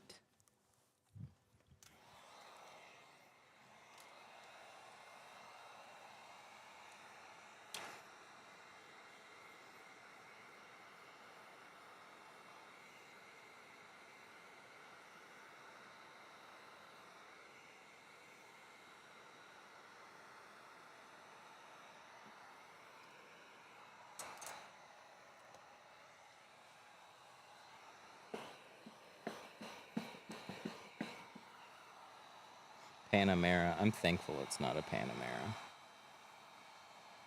I haven't done too many Porsches, and I did quite a few Panameras. Funky door windows. Annoying small quarter windows. The hatch is easy, though. What brand? Heat gun? Wagner.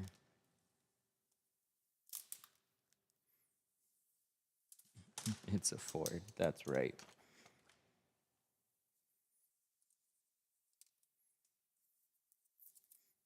Yeah. No, like Panameras. Oh, yeah. This is the brake light. Little fun fact about BMWs. We had a cover. That pulls off first. These remove similar to, or they're similar brake lights to Audis, but they don't come off in the same way. So there's always these clips that come out this way, and then the brake light just falls off the window. There's usually a little plug. So just keep that in mind. These are really easy to take off. So you don't have to try and trim around that. It'll look super ugly if you do. Well worth taking off. The Audis will slide off the glass. Those are a bit more iffy to take off, but if you ever run into a BMW one, that's typically how they remove.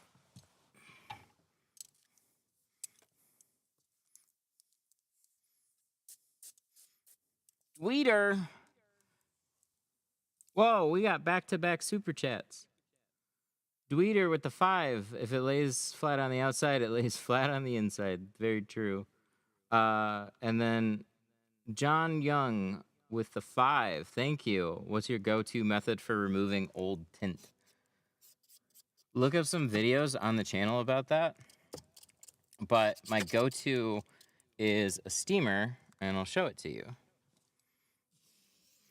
Steamer, scrub pads, elbow grease, clean on the inside, cream on the outside.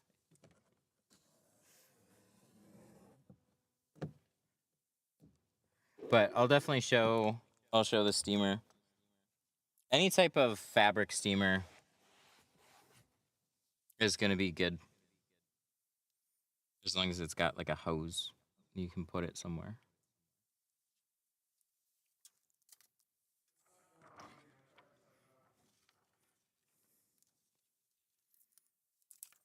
It might have switched scenes.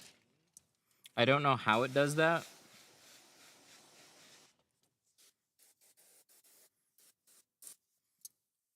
I gotta check if I ordered.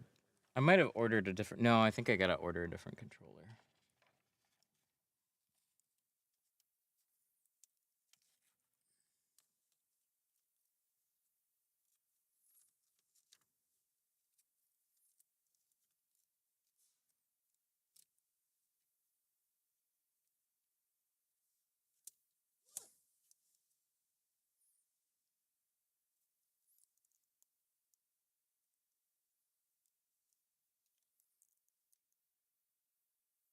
The wood bending steamer? What's a wood bending steamer?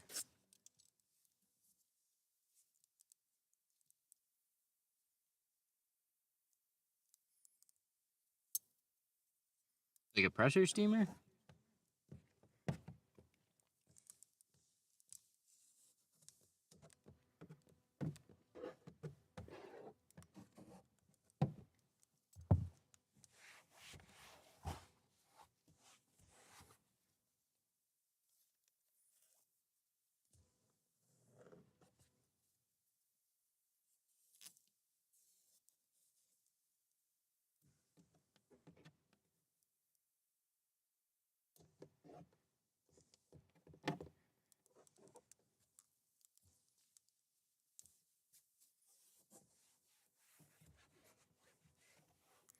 Good. This one's good. Let's go do the last one.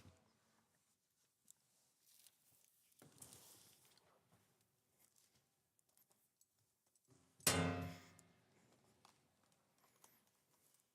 this is what I've had. I've had this for a long time at this point. This is a Jiffy steamer. Takes forever to heat up though.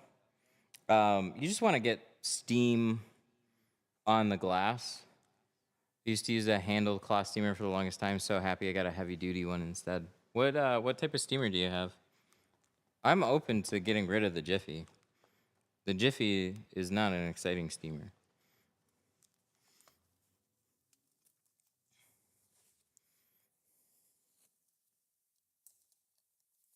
But I don't do too many removals.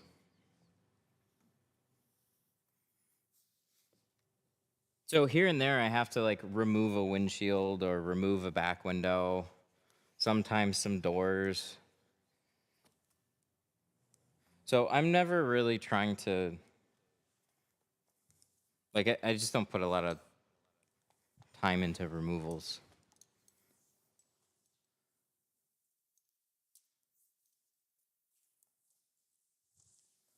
I bought a Harbor Freight steamer for $50, worked like a charm. Yeah, any way to get like steam on the window. Steam softens up the glue, and it gets moisture in there. So that just makes everything a lot easier.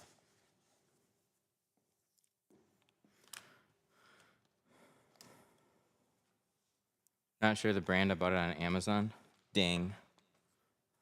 Because they only have one.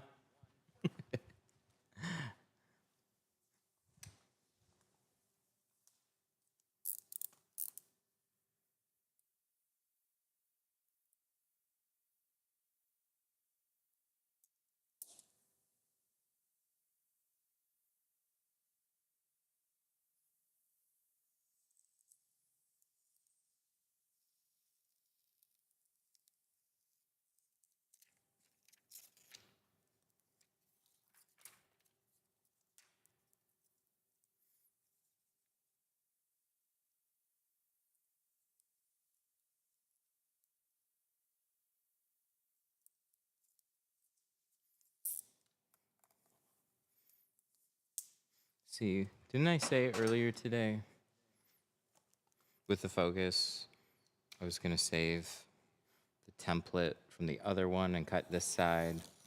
See how I just didn't do that?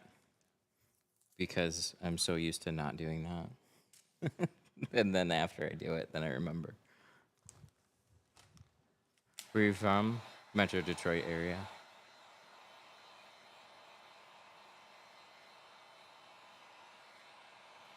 What are the features of this film?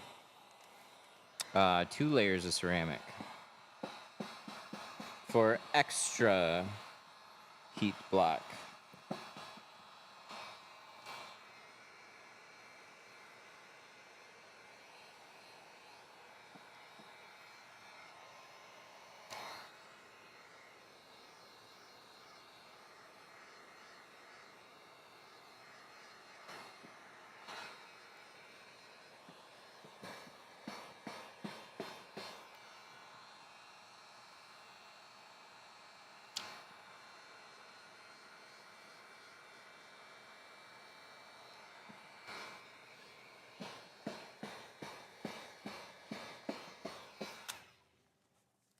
And UV?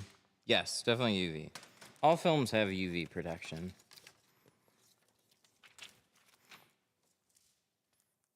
Biggest difference here is 2 layers of ceramic that absorb extra heat. Okay, toss that in there. Everything else is good. Do you sand down the dot matrix on the windshield? No. No. To me, it's just too risky. You can try and tape around it, take some sandpaper. So, like, this one's a really good example. It's probably laminated. So I will check. Yeah, dots are laminated, so I can't feel them. But you see, like, this patch? This is really common on a lot of windshields now. So if that's just on the glass, that'll silver out. So I can see where it's really, like, you want to make it look perfect. So taking, like, painter's tape, putting it here, and then trying to sand down the dots so, like, they're perfectly even. I just don't think it's worth the risk there. To me, it's far too easy to create some hairline scratches somewhere and not get the finish that you really want. And then you're trying to explain what happened, and now you're replacing a windshield. I don't know. I want to make a car as perfect as the next person, but there's just this windshield here is a couple grand to replace. The tint job with the windshield wouldn't be half that.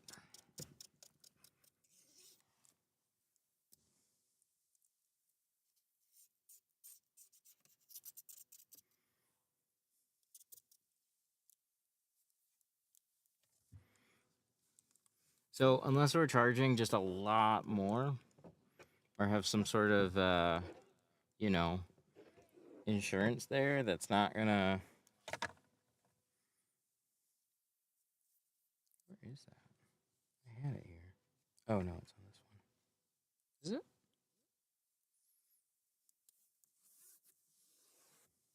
What are you using, a razor floor? Just to make sure the glass is scraped. Make sure there's no debris.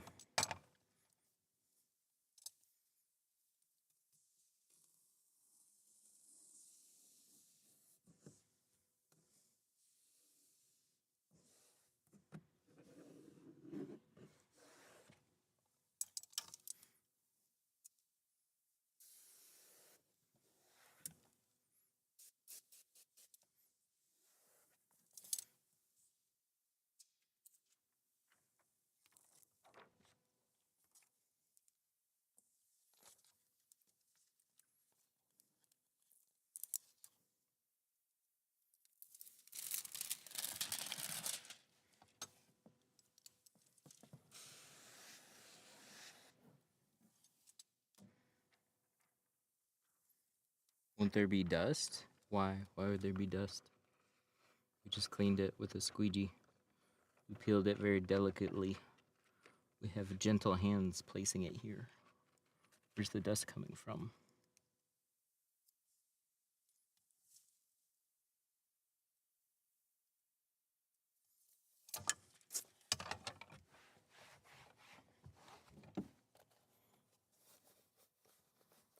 We got like a turbo or something. I got this one.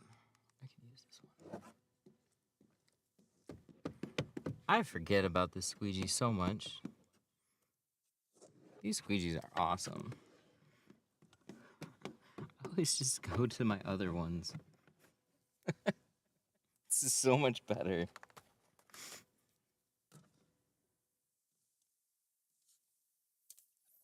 Made quick work of that.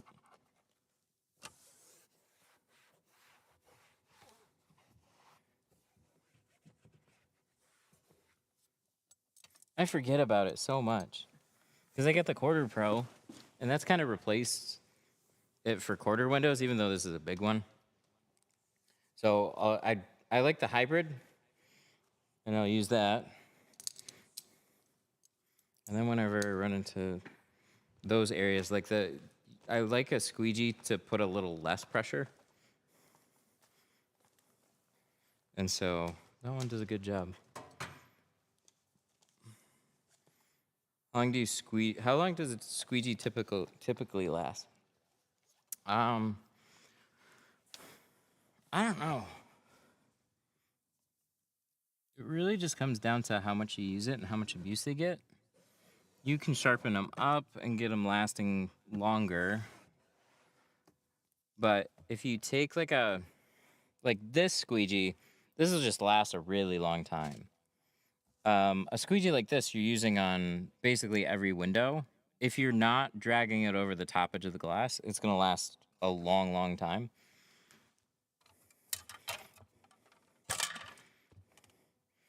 But if you tend to run it over the top of the window, then you're putting like little nicks in the squeegee and you'll wear it out a lot faster.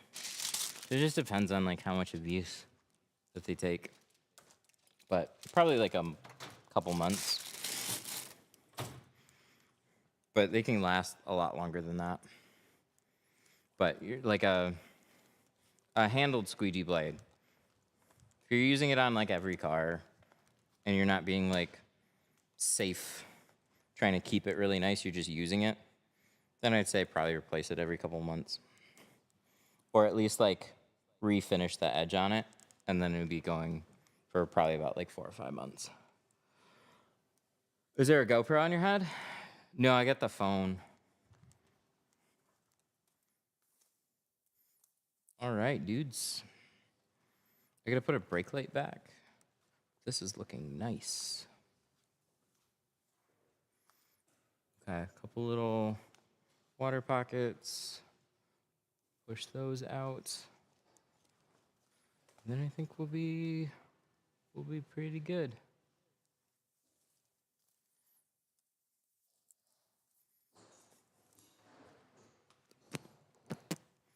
You know what? What time is it?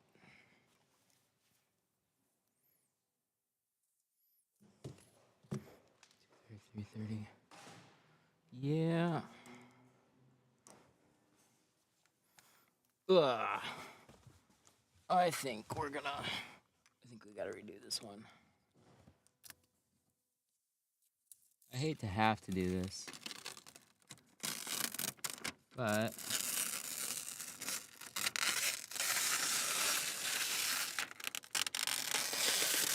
I'm gonna do this.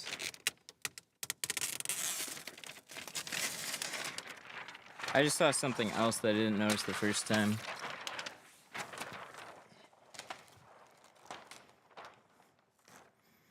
There's some speckling right in here. It might have been okay, but that's what I took care of in the first little bit. Everybody's like, whoa! Yeah. No. It's all right. We'll be in probably another 20 minutes and she'll be all set.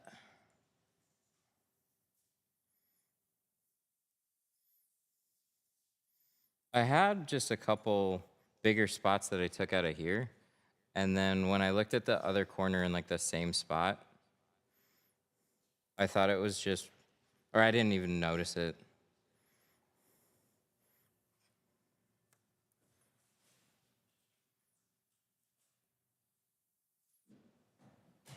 But there was a little grouping up in that corner that I wasn't a big fan of.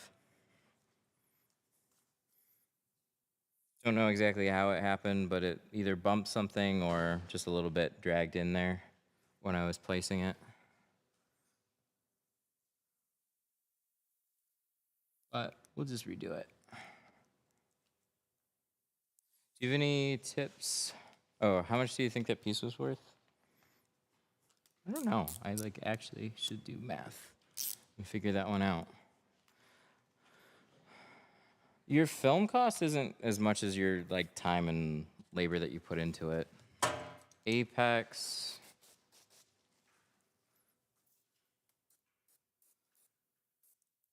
Hang on. So it's the roll cost is like 600 and we wasted 4 or 5 feet of it. Probably 5 feet. So I'll let you guys figure out the math and you can tell me.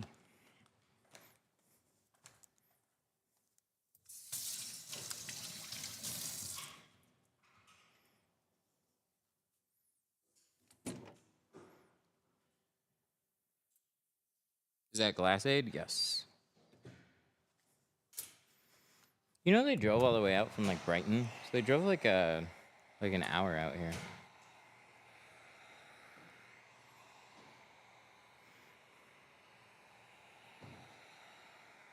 But yeah, I really didn't want to have to do that. About 30 bucks. So we got like 60 into the back window. Thanks. See ya.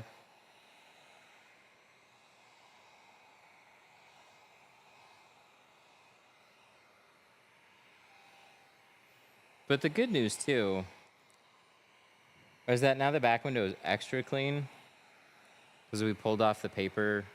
Oh God, I said it. We pulled off the tint before it dried. So then it'll take any extra little bits of dirt off with it. I had a dude drive from Germany 3.5 hours to my shop. Dang, that's cool.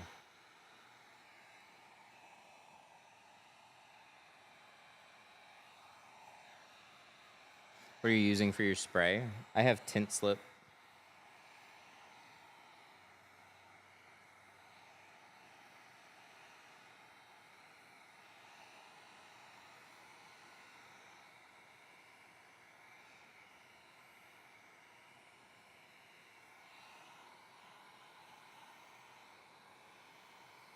Have you ever installed tint on a newly installed windshield? Mm-hmm.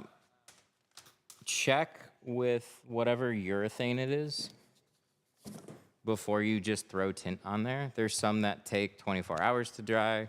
There's some that take a few days. Generally, if they've had a little bit to set, like they're safe to drive on the road within like a few hours, whatever those guidelines are. So as long as you're not taking a tool and punching through the urethane, nothing's gonna happen if they're using an actual good urethane.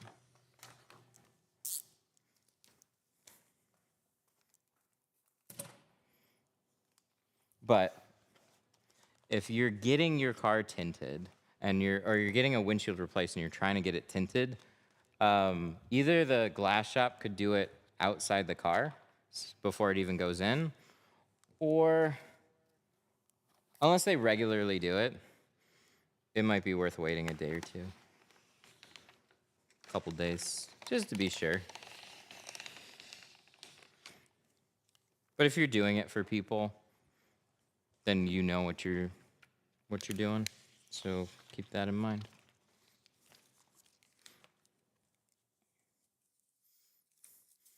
Yeah, the heat gun just sped up the drying process.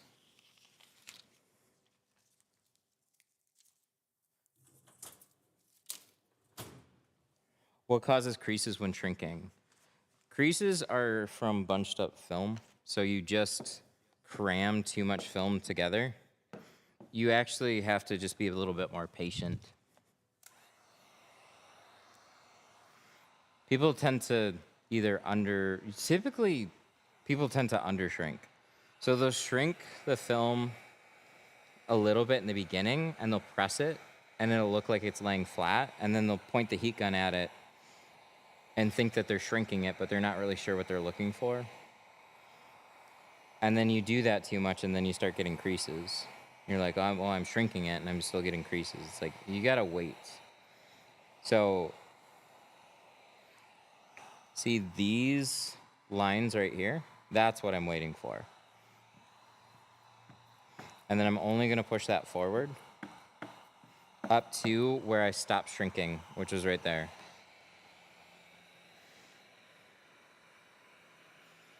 I thought the tint was supposed to be on the inside. It was, and then we took it and threw it in the trash.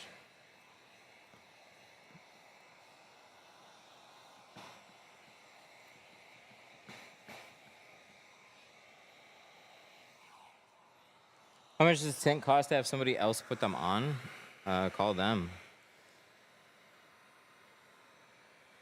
I don't know what them charges for what car you got and what you need done and where you are and what film.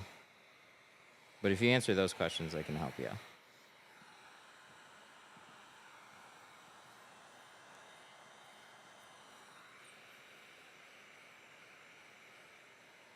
Look at that. We redid a window on the Focus. We redid a back window on a BMW. It's a good day. What brand dryer sheet? Snuggle.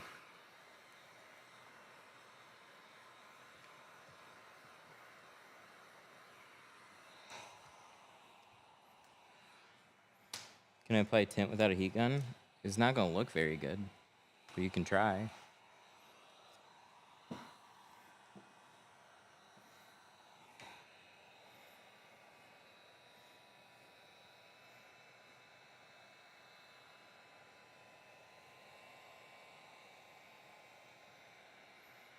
So this one will go a little bit faster because we already cleaned the inside. Still not going to be fast, but like I said, from like 5 minutes ago, probably total like 20 minutes and this will be done. Does $90 for XPEL XR, 40 inches by 20 feet seem like a good price? 9. So they're getting XPEL XR for, just multiply that price by 5, 9, 18, 27, 36, $450 a roll. Where are you buying it from? Any XPEL dealers? That to me sounds cheap.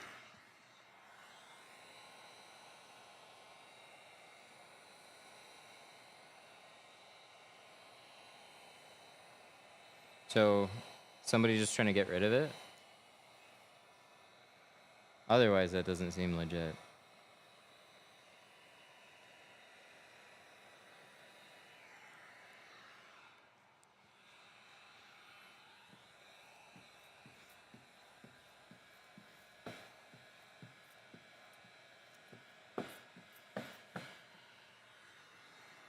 Whole roll of XPEL XR 40 inch by 200 is $387. They sell 200-foot rolls? You sure about that? Or you mean 100?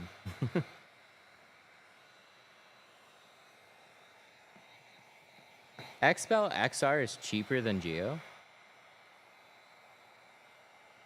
100-foot roll.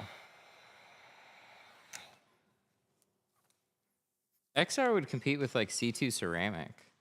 C2 ceramic cost me like 400. Maybe a little bit. It's like right in that price actually. 200 would be heavy as shit. That's why I was surprised. Also that price. Like, damn, okay, XPEL dealers are getting a great deal on film. But $387, that's like what I'm paying for film. What are you gonna do about the dent that you put in the trunk? What? What dent?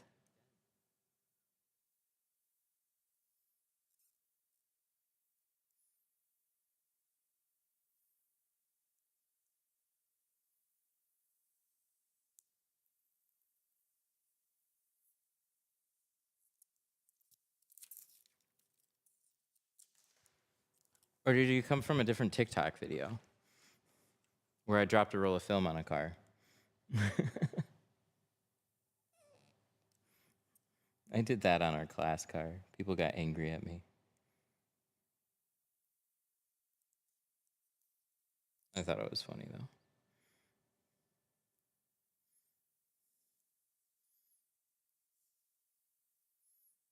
Sorry, it's $500 for XR. There it is. See? XPEL dealers, you're spending over $100 more. Have you ever damaged a car? Yes. Yes, definitely yes. I've broken 2 windshields, scratched up a door window, shattered a back window. Those are all true. They're generally, they were all from being just unsafe. Rushing through a day, not being careful. Every single time. It's from not being safe.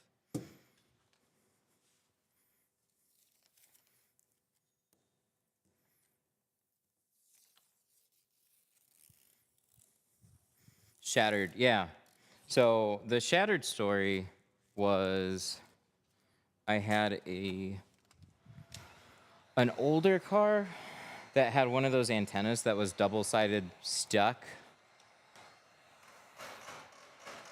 I'm kidding. Oh, okay.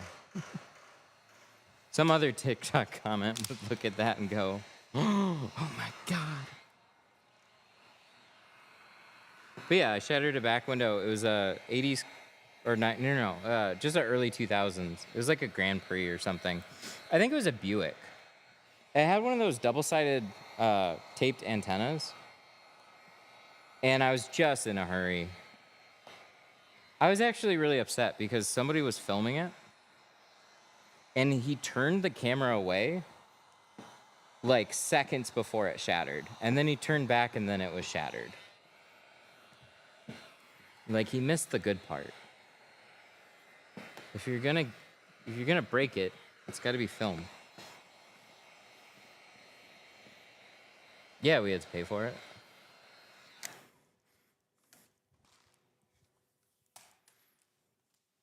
I think the shop actually covered that one. That was at my dad's shop.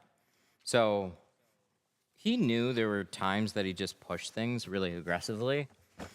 And so if you're paying people like by the day or hourly and they're just under certain stress and pressure and they're getting a lot done, damage is just a cost of business. It just is. Something is going to happen sometime. You're working around cars. You don't want anything to happen, and you can do a lot to prevent things from happening. But that's how people learn. Shit's gonna happen one way or another.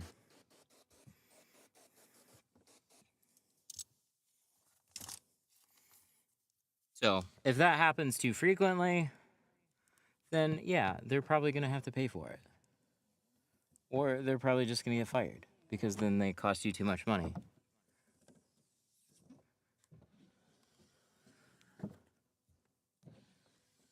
But genuine mistakes happen, especially when you put people under time pressure and stuff. So not crazy. Not crazy that something actually happens like that. But you shouldn't really have any dumb excuses. So like if you just were supposed to be doing stuff and you just didn't because you didn't feel like it, that's a bad excuse.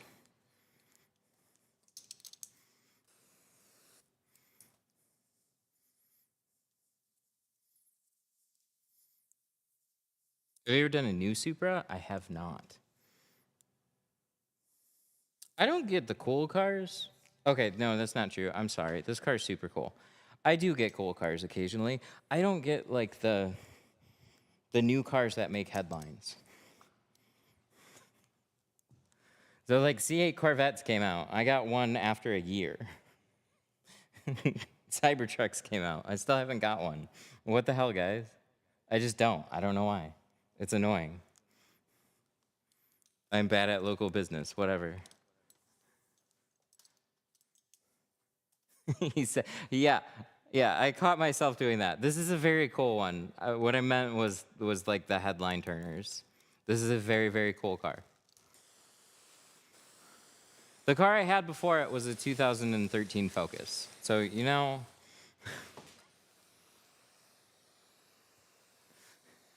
not every car is this car.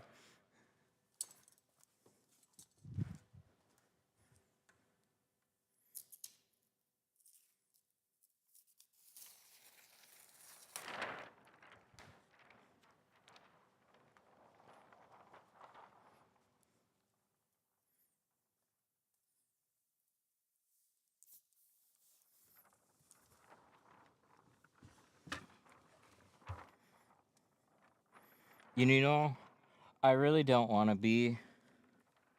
I really like the type of cars that I get. They don't put me under a lot of stress.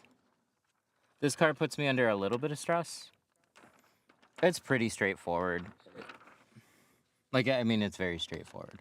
So, like, I'm not stressed out about doing the job. I just don't want anything to break. That's what stresses me out more about stuff like this, more than anything. So as long as the job goes smoothly.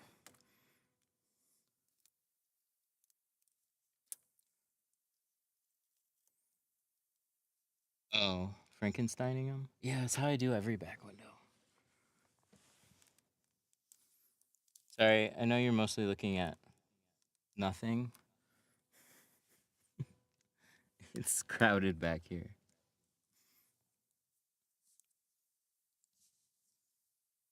Were back windows challenging at first to do? Everything was challenging. I was not quick to learn how to tint. Not at all.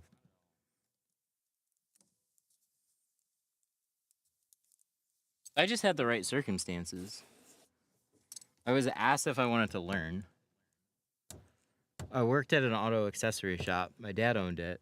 The tinter that was there went to work for our neighbors and start their tint program. And so he paid somebody and wanted somebody that was reliable. And he was like, hey, I'm pretty sure my son's not going to go work for the neighbor. So I think it's a pretty safe bet to train him. So that's what we did. I learned how to tint. And it was a grind. I don't think I was super pleasant. I was nice to like teach. But then like as an actual employee, dude, I had so many rough days. I had lots of grumpy days. And they had numbers to try and meet. Because, like, it doesn't make sense to pay a full-time person to do one car a day and take up an entire bay for the entire day. So then they have to make me go faster. And I'm going to kick and scream the whole way. So it was a long road. It was a long road to get better and faster and...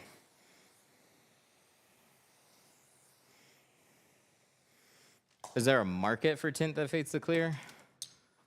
It kind of exists. Transition films are a thing, and if you leave them sitting out in the sun, they fade to clear.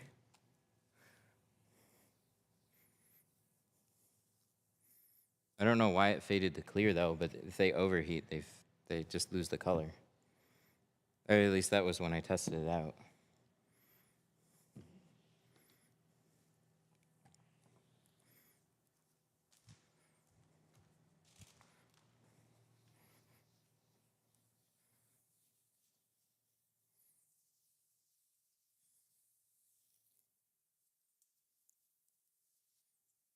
Like on a windshield? I guess. I don't know how you'd make it work, though.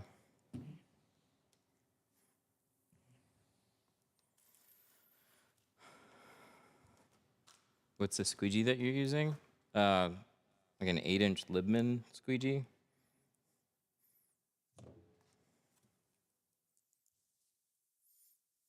They work really well for that.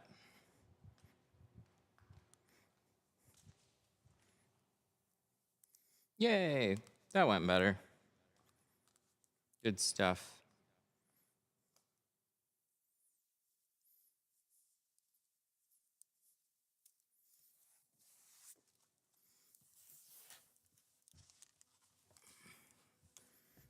I tried a lot of wide squeegees. That one worked the best. It like actually curves to the glass pretty well, which is nice. Alrighty, dudes. Where's my brake light? I'll put that back in a minute. Actually, end the stream, wrap this all up. It's just tedious.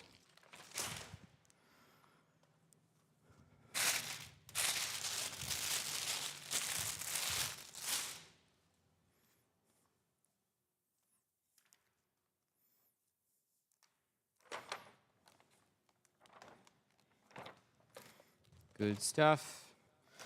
Alrighty, dudes. Where do I put this? I'm just gonna go in the trash anyways. Feel sentimental about a bottom half, but I'm not gonna do anything with it.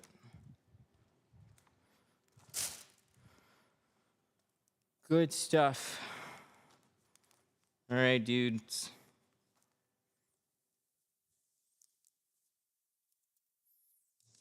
Have a good one. Hope you have fun. Hope you learned some stuff. This one turned out nice. I'm not going to close this all the way. Sick. Bye. Thanks for the super chats, too. Much appreciated.